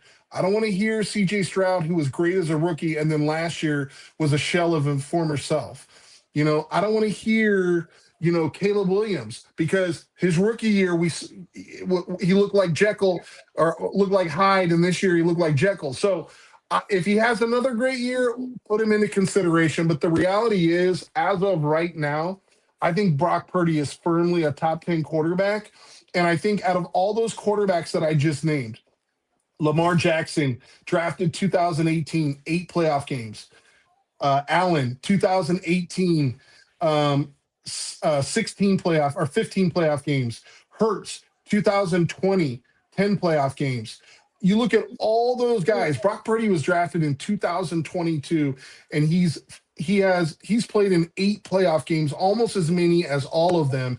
And since he was drafted, the only 2 guys in the entire league that have more playoff wins than him is, I believe, Patrick Mahomes and Allen over that time period. I'm pretty sure.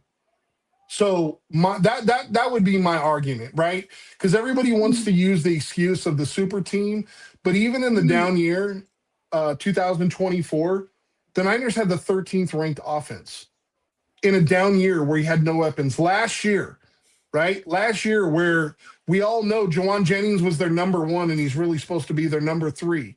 They have no all-pro tight end. They have no defense. They're a top 10 offense. They're a top 7 scoring offense. And I understand, give Max some credit there as well. But you can look at the 9 games he played in and the 9 games that or the 11 games or the 8, 10 games that Brock played in. There was not only an uptick in production as far as red zone efficiency, but also in points. So, am I saying it's a $45 million difference or whatnot? No, because $45 million goes a long way sprinkled throughout your system. But the reality is after this year, if you think that Mac Jones is going to sign for $5 million, you're crazy. He's going to be just like Sam Darnold. He's going to be like a 3-year, $60 million. He's going to get $25 million a year. And if you're telling me, hey, do you want Mac Jones at $25 million a year or Brock at 50? I'd rather have Brock. I think Brock is more creative. I think he's more elusive. I think he makes our offensive line look way better than they are. And once again, I've said this several times, but it's been a while since we've had legitimate wide receivers that can create separation. I believe we'll have that this year. I think Brock's going to have a better year this year than he did in 2023 when he was in the running for MVP. My issue, and I don't disagree with you. My issue, and it's not really an issue. I hate saying issue because, like I said, I seen Jimmy Garoppolo. I love Brock Purdy. If it wasn't for Brock Purdy, this franchise would be doomed because of what they did to get Trey Lance. I ain't gonna say that. They be doomed. No, I ain't gonna say that. No other franchise could actually survive what the hell we did. Dude, Trey was turning the corner, bro. He was turning the corner, bro. He couldn't have turned the corner because Kyle didn't believe in him, which is why Kyle kept getting hurt, bro. That was the problem. Kyle ran him like he was a freaking fullback. It looked like rugby, brother. They were running like quarterback dive, like some shit we've never seen before. He was going to turn the corner, bro. So I'm not gonna say that. But look, here's my thing with Brock. And I know y'all keep talking about where he played college ball at, which really means nothing to me. If you go watch Brock Purdy in the NFL in heavy rain games, snow games, He's a below average starter. That's just a fact, man. When the weather is not great, when the weather's not perfect, Brock Purdy struggles. He does not have the arm talent to play in those conditions. Yes, between the ears, Brock Purdy top 3, 4 to me. The dude anticipates, accuracy is great. The problem is if the weather's bad, he struggles, and he struggles bad. Right. It's not like a small drop. It's like Brock goes from a top 8 quarterback to below average starter if the weather's bad. The year we played Cleveland and they beat us, yes, he took us on the drive at the end of the game. He took us right down the field. He gets major props for that. We should have won. He gets major props for that. But for 4 quarters, he looked like garbage. How many games how many games should we have won that Jake Moody cost us over the last? Jake Moody cost us a whole lot. Yeah, that's what I said. Brock would look a whole lot better right now in the win-loss column if he's not our. If we had Eddie Pinheiro for the last 3 years, like we probably have like 7 more wins. I give you that. But even the playoff game against Green Bay, it rained in Santa Clara. He looked horrible for stretches of that game. Anytime the weather's not great. In Buffalo, yeah, it was a blizzard. Josh Allen looked like Josh Allen. And yeah, we was not a good team that year. But Brock Purdy looked completely lost in that weather. Like, there's going to be games, especially if we don't do what we need to do early in the season. If we don't have the 1 seed, there's a good chance we'll play in some bad weather somewhere. Oh. Like last year, had we ended up having to go to Chicago for the NFC Championship game, because that was a possibility. Chicago would have dogged us because Brock can't play in that weather. But this is where I'm kind of like I say, I don't want to make it sound like me and Brian are tag teaming on you. This is where I lean more back into. This is a Lynch Shanahan problem, because in cold weather game, bad weather games, rain, so you know what you're supposed to lean on? Your running game. Your run game, bro. You don't have a run game. And can we dispel your quarterback, bro? Can we dispel a myth a little bit? So in what the NFL determines as a severe weather game, right? Meaning snow or sub 32 degree weather, Brock's 2-3.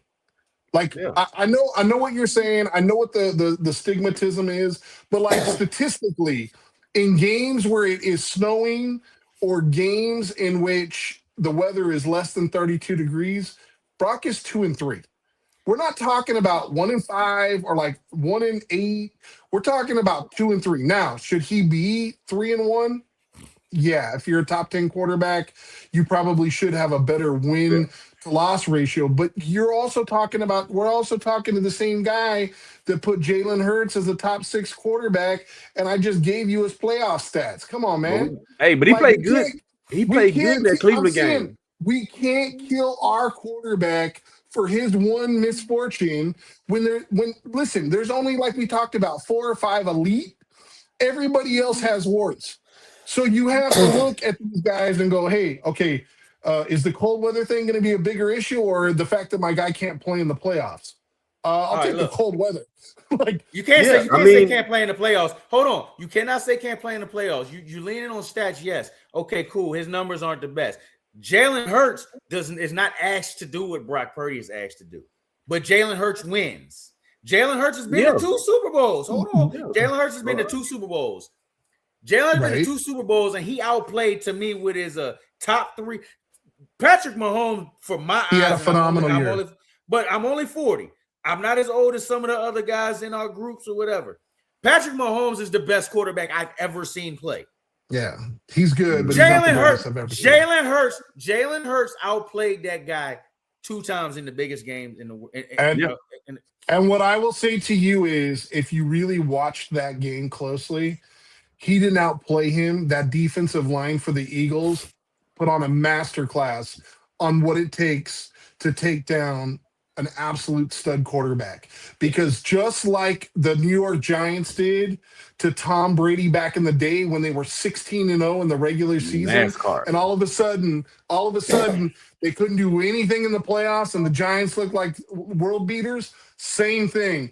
The Eagles got after the quarterback, and he had no time to throw. It doesn't matter how good your quarterback is. That's the second Super Bowl. If you have no time to throw. That's the second Super Bowl. The first Super Bowl that they lost, that the Chiefs won, had the Eagles won, Jalen Hurts is the MVP. He outplayed Mahomes in that game. That fumble cost him the game, though. I ain't gonna lie. Yeah, the fumble cost him the game. The fumble cost. But he did outplay him. He did outplay him. You can't listen, and that's what I was gonna say. Like, I'm not trying to take anything away from him, but at the same time, if you cause your team to lose, like it's really like you throw a pick, like everybody will just as another guy.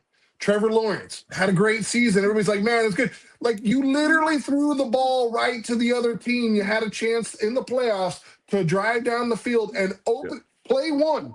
It's first down. You throw it immediately to the other team. Game over. Like we're gonna see. Y'all are making me argue against Brock Purdy. You have to understand like some situational awareness. If you throw picks in the second quarter, it does it hold the same value as it does in the fourth? If you fumble in the fourth quarter, is it the same as it is in the first quarter? No. It's so not. Are you saying no? You're right. It's not. Second quarter is not the same as the fourth. But are you saying that Brock has not thrown picks that's cost us games? Like boneheaded picks. Wait, Corey. Wait, Corey. But this is what I'm gonna say about Brock, bro. And this is my thing. Y'all remember Brett Favre? I watched Brett Favre. Don't know, Corey. If you was a kid watching Brett Favre. Don't do this. Don't do this. You know what Brett Favre is the OG of gunslingers, right? I don't have a problem with Brock because Brock is a gunslinger. I don't have a problem with a gunslinger that will throw. You can't be a gunslinger with pellet gun, dude. But you could. He has a gunslinger mentality. I don't have. He's got to lose it. Listen to me, Corey. I don't have a problem with a guy who will throw me out of the game, but throw me back into the game. Brock then does. You don't have a problem with. Then you don't have a problem with Jimmy because Jimmy was the ultimate fire starter. No, but Jimmy was not the same. Jimmy would never throw us back into the game. It was things that we did around Jimmy to get us back in the game. You're having I'm not gonna, dude. I'm just being for real, dude. Like that's the problem with Cam Ward. I'm like Cam Ward would throw you out of a game, and you have to Cam Ward to throw you back into a game. I don't have a problem. The Niners told that you mentality. Everything that they needed to in the NFC Championship against the Vikings when they only allowed Jimmy to throw the ball 7 times. Yeah, bro. They told you everything you needed to know. That was against Green Bay. And you're right. I'm not a Jimmy fan. Let's not bring Jimmy up because I'm praying that we get to see Jimmy against LA. Dude, and you got to remember, bro, you got to remember this too. Dude, the Niners actually would have been to another Super Bowl if it wasn't for a Jimmy Ward drop interception. That was tough. That would have been. Don't put that on Jimmy. No. Jimmy Ward had it in his hands and he dropped. That was Tart. That was Tart. I mean Tart. It was Jaquaski Tart. Yeah. If that's not the case, then now you got a whole nother Super Bowl that we would have been playing in. I look at these quarterbacks and I get it. We splitting hairs with these guys. And after five, you're splitting hairs because there's only 5 of them. Okay, so I'm gonna put it like this, and this is why I put Brock at like number 5, possibly maybe number 6, splitting hairs, right? Because you think about it, Mahomes is the outlier. Mahomes is stats and playoff success, right? You look at a Josh Allen, you look at Lamar Jackson, it's stats, no playoff success. You look at guys like Burrow has stats, but he hasn't gotten across the line, even though he's had playoff success. So you're kind of splitting hairs with these guys. But when you're looking at Brock, people keep knocking him because he's short. They be like, he's a product of the system. Look at all the weapons he got. He got Kyle. You know, they knock him because he was Mr. Irrelevant. And I'm just being real. Like, Brian, I know you looked at some of these numbers too. Like, do people realize Brock Purdy has the highest passer rating since 1970 in his first 25 starts? 1970. He leads a bunch. It's funny because everybody talks about him having a pea shooter, but he's also top 5 in the league since he's came into the league with yards per completion, yards per attempt. Dude, he's literally the only 2 people that has a higher yards per completion than him is Marino and Mahomes. So we're not gonna talk Think about what type of level you're on, bro. So Yak don't get added into this at all. No, this is statistically yards per completion. He's second to Marino and Mahomes. Think about that. Dude, he's never. I gotta say I'm gonna go even further because I'm a stats guy like Brian is. He's never finished lower than 7th in QBR. 7th. I gotta say this 7th. because y'all are starting to do with go back to not 2025 but 2024. He led the league in QBR, bro. Like, this is the issue. Numbers, bro. This is the issue. This is the issue with our fan base. Y'all think that, and Brian, I'm not even talking to you because you haven't done this, but LG's getting on this territory. Look, because I'm a stats guy, bro. Dude, I'm damn the stats. Right, y'all gotta stop this. Look, hold on. This fan base gotta stop this in a while. Listen, Corey. Look, I did my homework like Brian did, bro. He has the NFL record for most games with 2 or more touchdowns at 115 plus passer rating in NFL history. The most. Can we just acknowledge one thing, Corey? Can we acknowledge one thing? We'll meet in the middle, right? Let's throw the stats out for a second. Can we at least acknowledge the fact that the first year or two that Brock was in the league, everybody said, "Oh, well, you know what? He's doing that because he got the Avengers, right?" Yeah. And then you don't have the Avengers anymore. Hold on, and then the Avengers are gone this last year. He had a foot injury for half the year. He comes back. And he has the highest QBR and highest yards per game over the last 8 games that he was there when he came back. You watched him, one of your top 6 quarterbacks in Caleb Williams, you watched him out-duel Caleb Williams on primetime TV in gotta have it moments and did it. And Caleb did it. He didn't do it when he had to do it.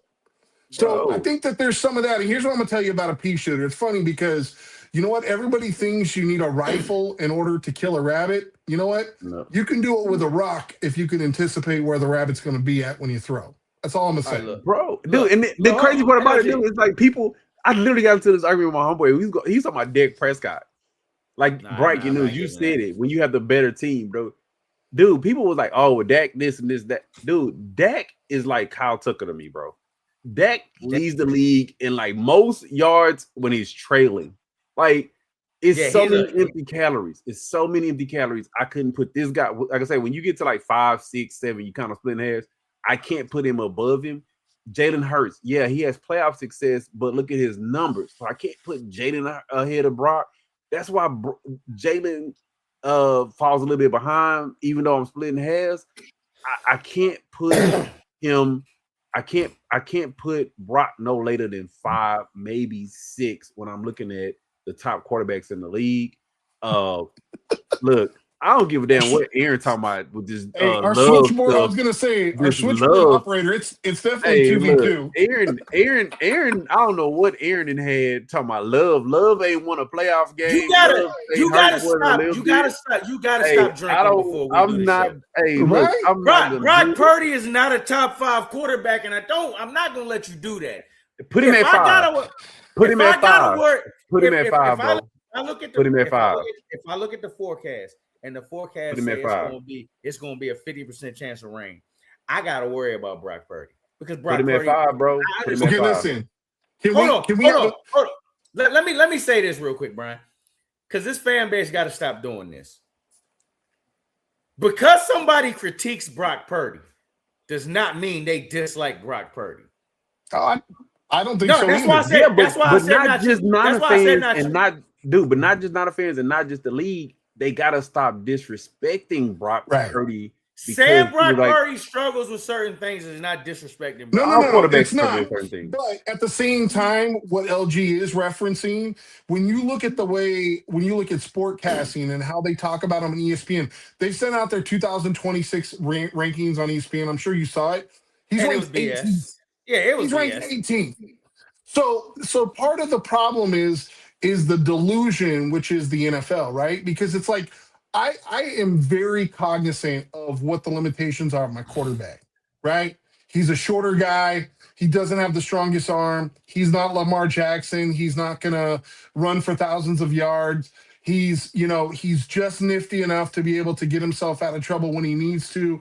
But the processing, the in between the ears stuff is so elite and at such a high level. And the other thing I would say is this. We don't even really truly, if we're being honest with ourselves, we don't even truly know how good Brock would be if he really had the time to operate. Like, imagine Brock operating behind Philly's offensive line. Like, just let that sink in. Like, I know Jalen, he's amazing. No, I understand, but I'm saying it's really easy to talk about Brock and the Avengers. Dude, Jalen's playing with Saquon, AJ. I mean, come on. Every good quarterback All the famous on that offensive line. Outside of Allen and Mahomes, everybody is playing with Pro Bowlers. So I hate that argument. And by the way, can we just say this?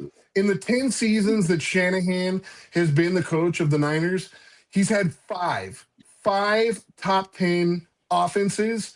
4 of them have been since Brock Purdy's been there. So I think we have to acknowledge the fact that everybody wants to talk about Shanahan and the system. I think we need to acknowledge the fact that Brock Purdy has helped to raise the bar on that system. One of the things is the marriage, bro. Dude. I put him at number 8. Like, LG is acting. No. You are. LG is acting like I put him at 32. Listen, I'm not, bro. I'm not putting him that low. I'm fine with putting him at 8. What I'm not fine with is the 2 guys you put ahead of him. I'm fine with the 5 that I've acknowledged, but I'm not fine with Jalen Hurts, and I'm not fine with Caleb Williams. I think that there's other guys. Like, I'll give you a name. I'm not even fine with Dak Prescott. I'm not fine with Dak Prescott either. That also, I think, is totally overlooked and totally shunned in the NFL for whatever reason. Baker Mayfield. Baker Mayfield can't touch Brock Purdy. No, I ain't putting Baker down. No. What I'm saying is he should be right there in that same level category. You're talking about a guy that's had 7 different offensive coordinators in the last 8 seasons, and every year, even though he has no weapons around him, continues to produce at a very high level. Now, the wheels fell off the bus this last year, but Baker is a very, very good quarterback. Very good. I would put Baker ahead of Jalen. I mean, Baker's solid, but my thing is, Corey, and I'm not being funny. People got to remember that these marriages between quarterback and coach, they have to work. Like, it makes a big difference. Like, I saw Drew Brees in San Diego. Drew Brees wasn't as good until he got with Sean Payton. He was solid, but he wasn't Drew Brees. Like, it matters. Like, I don't think that Patrick Mahomes would be Patrick Mahomes without Andy Reid. Bro, like, I'm just being for real. People are like, oh, well, it's Shanahan, and I stop the disrespect. The marriages matter. They matter. They do. Just like I say, OCs matter. I'm good. How many quarterbacks? That's why I don't do the whole, if Brock was somewhere else, he wouldn't do this or that. Because like I said, the marriage matters. That's not just a Brock. Yeah, the marriage matters, bro. I say Brock's top 10. Like I said, wherever you want to put him is fine. But what I would say on the cold weather thing, like I looked up the stat I provided you, I think a lot of that stigmatism, he's 2-3 in cold weather games, and he could easily be 3-2 because he should have won the Cleveland game. Like you acknowledged, because he can't help it if he leads a game-winning drive and our kicker can't make a 45-yarder. So that's part of the problem. Now, he has struggled. Like, I'm not acknowledging that, but the other thing I'll say is this, and then I'll rest. If our running game is working the way it's supposed to, if Kalen Black can add to that, if James can add to that, if McCaffrey looks better, if they can add to that and the offensive line can do better, it also opens up our play action and helps with separation and makes his job easier, because we all know the last 2 years, our wide receivers have not been getting separation the way they should. Yep. So that makes a big difference as well. The run game is going to be tough to get to because, one, the offensive line is not great, which is also part of the problem. Like you said, imagine him with time. We'll never see him with time because Kyle and John Lynch they'll never address the offensive line. Yeah. 2, Christian McCaffrey's not Christian McCaffrey no more. Let's just put it like that. He's a hell of a receiver. He's gonna get you yards. He's gonna score some touchdowns. I don't think Christian McCaffrey touches 1,000 yards rushing. I just don't. I think Christian McCaffrey is better than we all think. I think the O-line was just that bad last year. I think he absolutely cracks 1,000 yards this year. Are you crazy? Unless he gets injured, 1,000 yards in 17 games, and y'all know how Shanahan likes to run him. If he gets even 300 carries, he's gonna way eclipse 1,000 yards. 300 carries is way too much after what they just did there. No, I agree with you, but I'm saying, listen, I know we add all these other guys, but at the same time, we all know Shanahan. Do you really think he's going to take McCaffrey off the field on third downs? You really think he's going to take him off the field in goal line situations? I don't think you need to take him on the field. I think you need to. I think all-purpose yards he's going to eat, and I think you need to put the rookie in there with him. You can play Christian McCaffrey in the slot. Listen, we've been saying this for years. Listen, sign me up. I've already said I'd love to see two backs on the field at the same time. I'm cool with Jake Tonjes and Kittle being on the field at the same time, but guess what the Niners like? They like one back, one tight end, three wideouts, and they've been the same stuff for the last 4 years. And the only thing that might change is I think they might like their fourth wide receiver a little bit more than that tight end right now. So you might see 4 wide receiver sets. Well, if Christian has 300 carries or anywhere, if Christian has to carry anywhere near, if he has to carry anywhere near the load he did last year, 1, Kyle's not growing as a coach. 2, he's not going to make it through the season. I'd like to see him hit. I'd like to see him at about 200. That's where I'd like to see him. 200. I'd like to see Black with about 120, and I'd like to see James with about 100. Now there you go. We'll see how that works out. But I think that would be the appropriate splitting. And like one of our followers was talking about, with the additional new weapons, you look at Kirk, you look at Mike Evans. I think we're going to be able to utilize that passing game almost as an extension of the run. We're going to be able to get that quick passing game going. And, the one nice thing about having a big-bodied Hall of Fame type wide receiver, it's real easy to turn a 5-yard hitch into a 20-yard gain because he shakes off a lot of tackles that otherwise, guys would go down. So, and I think Kirk is, like I said, I've already said this to you guys. You guys will have to wait and see. I think he's underrated. I know how everybody felt. I watched him in the playoffs. I think he's a demon out of the slot. And, if Stribling gets a chance to eat, I think he's going to be pretty good too. So, we'll see what happens. I think if any of these kids show up in training camp, I think Christian Kirk struggles to even get on the field. Because we got Watkins out there. He's a speed demon. You got Stribling. Stribling's got to play. He's got to play. Because they're going to want – I know Kyle. We all know Kyle. Kyle's going to want to be the right. He's going to be San Francisco. You do realize your favorite team, San Francisco 49ers, and Kyle Shanahan. Yeah, I know. Coach. I know he don't play rookies. I know. I'm going to let you know right now, there's only been one wide receiver that's ever touched the field significantly as a rookie, and that was Deebo Samuel. That's it. That's it. I mean, Brandon Ayuk, drafted in the first round, did not see the field in his first year. So I think it's much more likely that you see a combination of Evans and Pearsall and Christian Kirk. However that looks, I actually prefer to see Ricky in the slot personally, because I think Ricky could do some work in the slot. But I think that's going to be your 3 guys. And I say that, listen, I would love for Watkins or one of these other guys to take that job away. But I also know Kyle, and I know how he feels about rookies or younger guys out and whether or not they can block. And all 3 of those guys, like if you look at Kirk, if you look at Evans, they're both known as really good blockers. That's why they drafted Deshaun Stribling. He's a really good blocker. And that's the reason why I think they probably moved Ricky more to a slot type position, because he's not as physically gifted as those other guys, although he's been working out. He says he's been working on it, so we'll have to wait and see. I'll say this, and then I'll let LG get the last. I'll say this, and I'll let LG get the last word. I'll let you get the last word, LG. It comes down to this for me. Everything we just said, none of it matters. Kyle Shanahan and John Lynch are on the clock. They're on the clock. They have no choice. They have to win a Super Bowl, and they have to win it now because John Lynch will not be back next year. And if John Lynch ain't back next year, Kyle's right behind him because you're not going to let Kyle go into a lame duck year. And I know everybody in 49er land is so scared to let Kyle go because it's like, oh, well, he'll go somewhere else and he'll have a job the same day. You're right. He'll have a job the same day. But you've been here 10 years. And the whole division outside of Arizona, we don't count Arizona. The rest of the division is Super Bowl champions. Your boys, your best friend in LA, took the quarterback that you were supposed to get and won a Super Bowl. Seattle, brand new coach, first year on the job. He won the Super Bowl. They are on the clock, Papa. I'm going to tell you why. Because John Lynch is in his last year of his contract, and Kyle Shanahan only has 1 year after this. They're on the clock, whether you want to acknowledge it or not. I can see a scenario in which John Lynch is a very good face of the franchise. I could see them promoting him to public relations or something like that.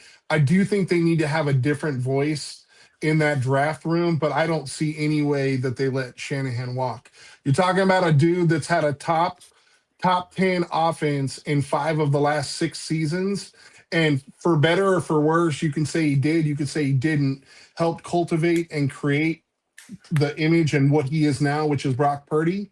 Turn Mac Jones into somebody that looked like he couldn't even play when he was on the Patriots and the Jags into somebody who could play. Took a guy like Sam Darnold, who was a cast-off from the Jets, of all teams, who's desperately looking for a quarterback, and basically turned him into a quarterback after he left the Niners and won 14 games with the Vikings and turned around and won the Super Bowl with the Seahawks. So I just don't think that they're going to let him walk. I think they need a new boss. They need a new person in charge of drafting for sure.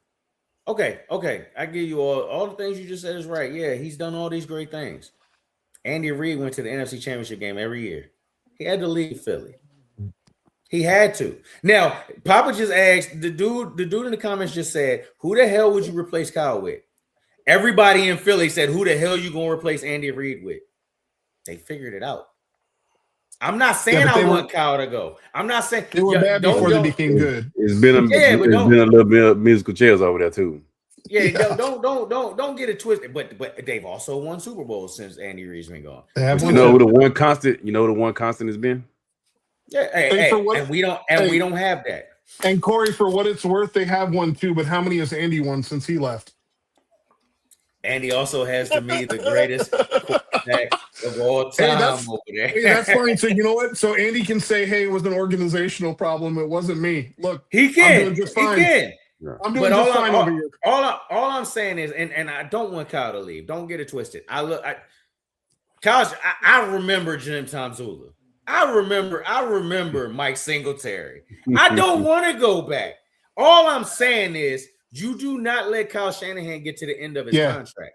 And we've let him get to the end of his contract. I didn't see the last comment. Can you put that back Papa up there? said he shouldn't be, basically he shouldn't be, he gives you that he shouldn't be drafting. I think the problem is when you focus so hard on the NFL all the way through January because of playoffs and everything, and you've got essentially 2 months to try and catch up, that's just not enough time. He's got to learn to rely on the personnel that he has in place that are collecting the data and the information. And listen, we've all worked for that company, or we've all been part of that corporation or whatever, where you have one guy that basically calls the shots and you know it. So because you want to keep your job, everybody just kind of agrees, even if you don't agree. Kyle needs somebody else in the room that's willing to voice their opinion and be like, yeah, no, I think that's a bad idea. And they have to feel comfortable doing that. And that's the issue when you hire the coach and you let the coach hire the GM. Agreed. But the flip side of that, everything you just said is correct. But if I was to ask you, give me the 5 most successful franchises over the course of the last 10 years, the Niners are going to come up pretty quickly.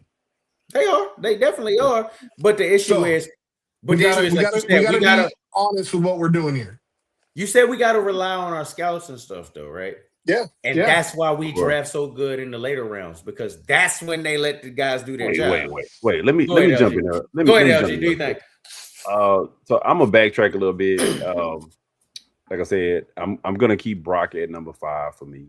I'm gonna keep Brock at number 5 for me. But Hey, hold on real quick. I gotta know. So out of Stafford, Burrow, Allen, Lamar, and Mahomes, which one does not make your top 5? You say which one? Stafford, The only top 5 quarterbacks there are. Burrow, Allen, Lamar, Mahomes. So which one is Brock ahead of? Y'all gonna kill You me gotta on put him at this. 6, right? Get the hell up. End the show. End the G, get ready. Y'all gonna kill me on this, but I will put. I might drop Lamar to 6, bro. What's in that cup? Yeah, that came from a listen. That's not even fair because that came. Bro. You know, and LG, you know that why wasn't I say, right to do to you, man. That came from a Steelers fan, even. You know why I would drop Lamar to 6? Because you know who Lamar turns into when in the playoffs? Mediocre Joe, and that's why I would drop Lamar. 2-time MVP. Hey, look, it's plenty of dudes that have MVPs and ain't won nothing in the playoffs, bro. It's plenty of dudes. Man, you need to stop.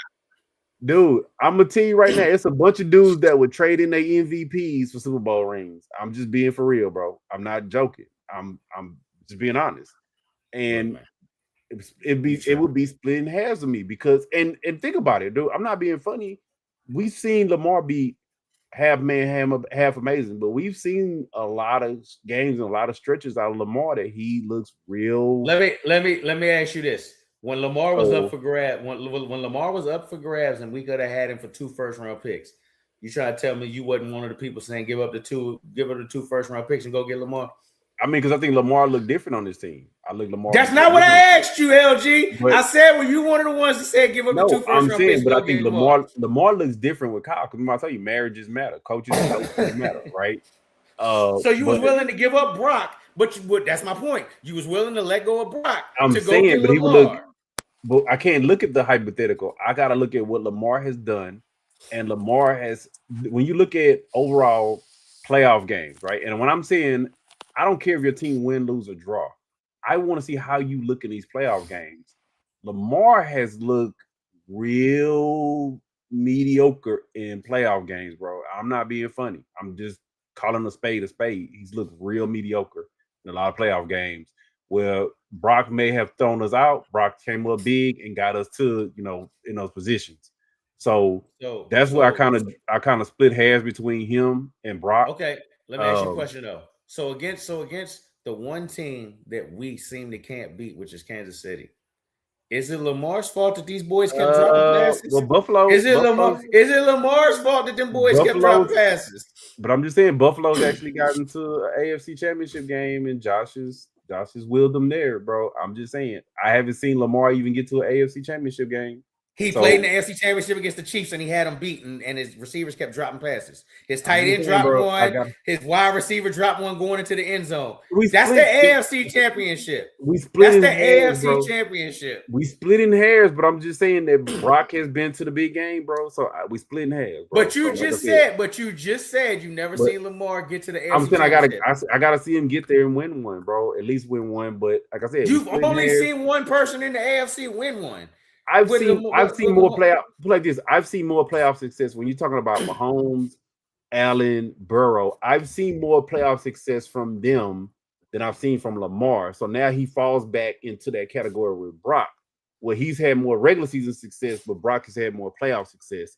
So that's why I kind of jumble them up a little bit, and I could see them being 5 or 6. Like I said, I go back and forth. That's me personally, but I see them go back and forth, right?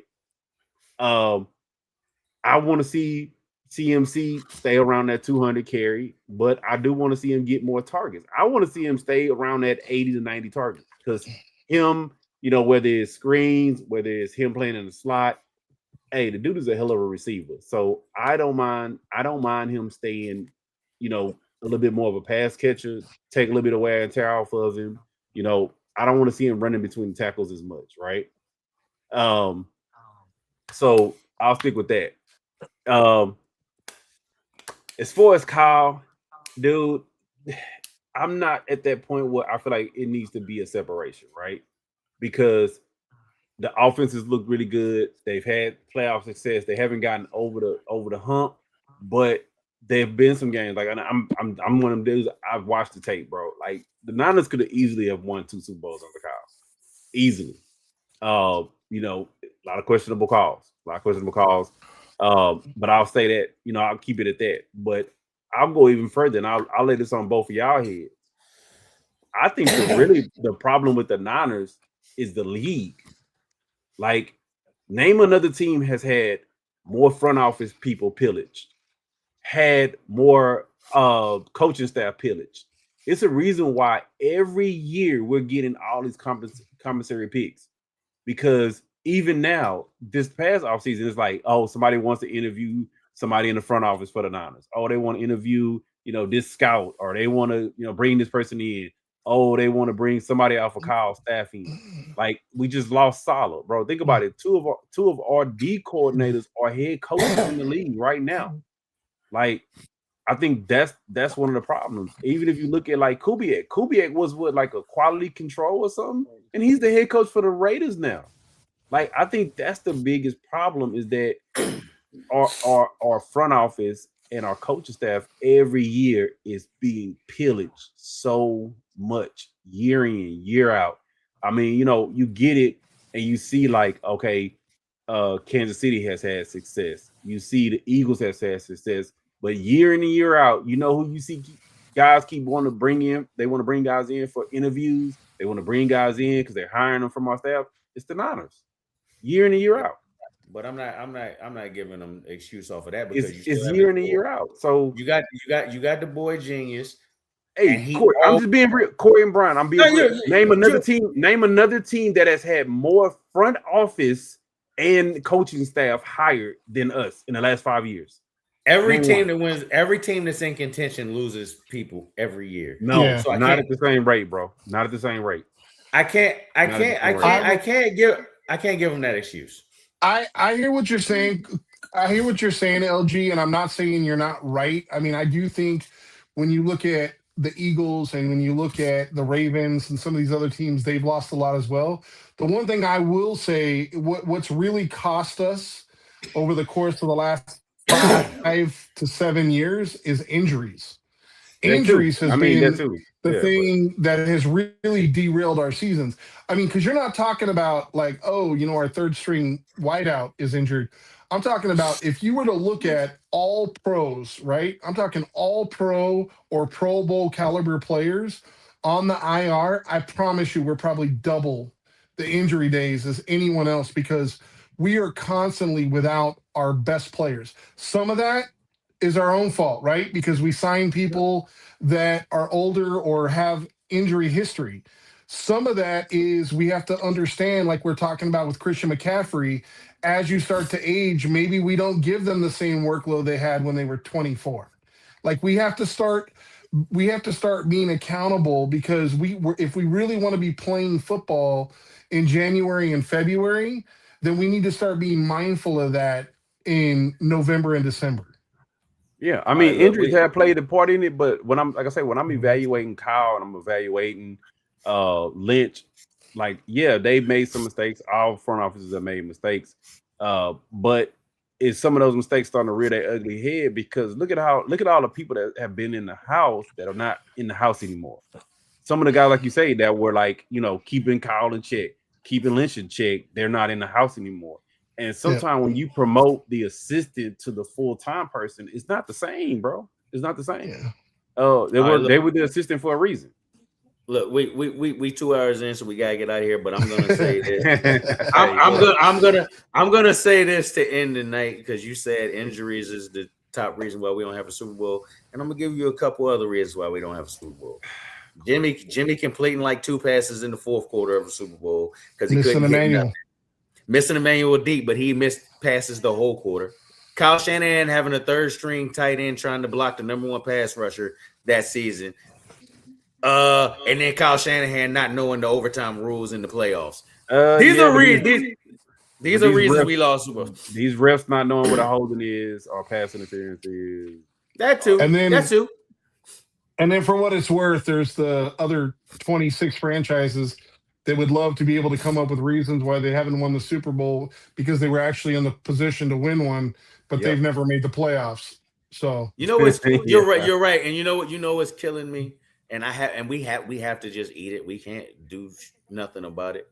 These damn Seattle fans crashing our stream, talking hey, about their Super Bowl. listen, more power to them. More power to you, man. Because you guys, your team looks good. You guys earned it. They look fast, dominated in our stadium, and dominated in your own stadium. So kudos to you, man. You guys deserve it, and you guys get to strut your stuff right now because your team looks good. Hey, look, I hate to say it. I'll say it like this. I would rather lose to the eventual Super Bowl champion than to lose to somebody that didn't even go on. I'm a bitter rival. I'm that bitter person. I don't care. I would much rather my rival, the Cowboy. I'm just gonna say this: Cowboys, Green Bay, the Rams, and Seattle lose. I don't care who I lose to. I just don't want them to win. So I'm gonna keep it a buck. But no, you know what, man? More power to them. Their team looked really good, and you know what? Sam didn't mess up. We all kind of were waiting on it. He played really good. Let's see how he does in year 2. They should be kissing our ass because we gave him Sam Darnold being more polished and gave him Kubiak. They should be kissing our ass. I think it's about time, Corey. Yeah. Go ahead. Get us out of here, Brian. Hey, man, I just want to say, you know what? We would literally just sit up here and chop it up the way we do if nobody came in here. But I just want to give a shout out to all the people that came in, that are listening, that are throwing in your own suggestions and throwing in your own feedback and telling us what you think, because obviously your opinions matter, and we appreciate you guys. We hope that you enjoy the show. Feel free to let us know if you have any topics or anything that you'd like us to discuss. We're available on YouTube, on all the social media platforms, X, Twitter, Facebook, you name it, we're there, TikTok. So, feel free to reach out, but that's all I got to say, man. It's always a pleasure. See you boys later. Yes, sir. Go ahead, get us up out of here, LG. Yeah, man. Hey, look, I ain't even tripping, bro. Dude, I done been to a Seattle bar when Marshawn was playing. I'm tacking Skittles. I got my Niner hat on. Hey, look, it's all love, man. If you're a football fan, you're a football fan. I ain't tripping. Like, look, bro, I'm in Houston. I go to Texas games, bro. Like, if you're a football fan, you're a football fan. Like I say, I pull up in the Viking Stadium. I didn't pull up in our Cowboy Stadium. Wherever you want to see me at, bro. If I don't give me no free ticket, hey, I'll go see the Cardinals and Browns if you give me a free ticket, bro. I'm a football fan at the end of the day. Keep rocking with us, man. Keep rocking with us. Keep rocking with, of course, the Forever Faithful Nation. But don't slip on. Hey, we back tomorrow. We back tomorrow with the regular show. Backstage Business is in the house on Wednesday.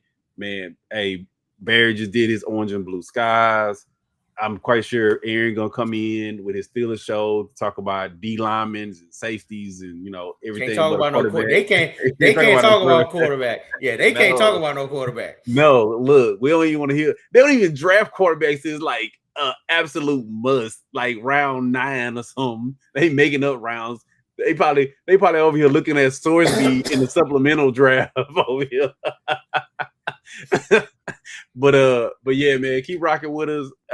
Don't just like the show. Don't just follow the show. Subscribe, turn on your notifications so you know when we on, when we doing business.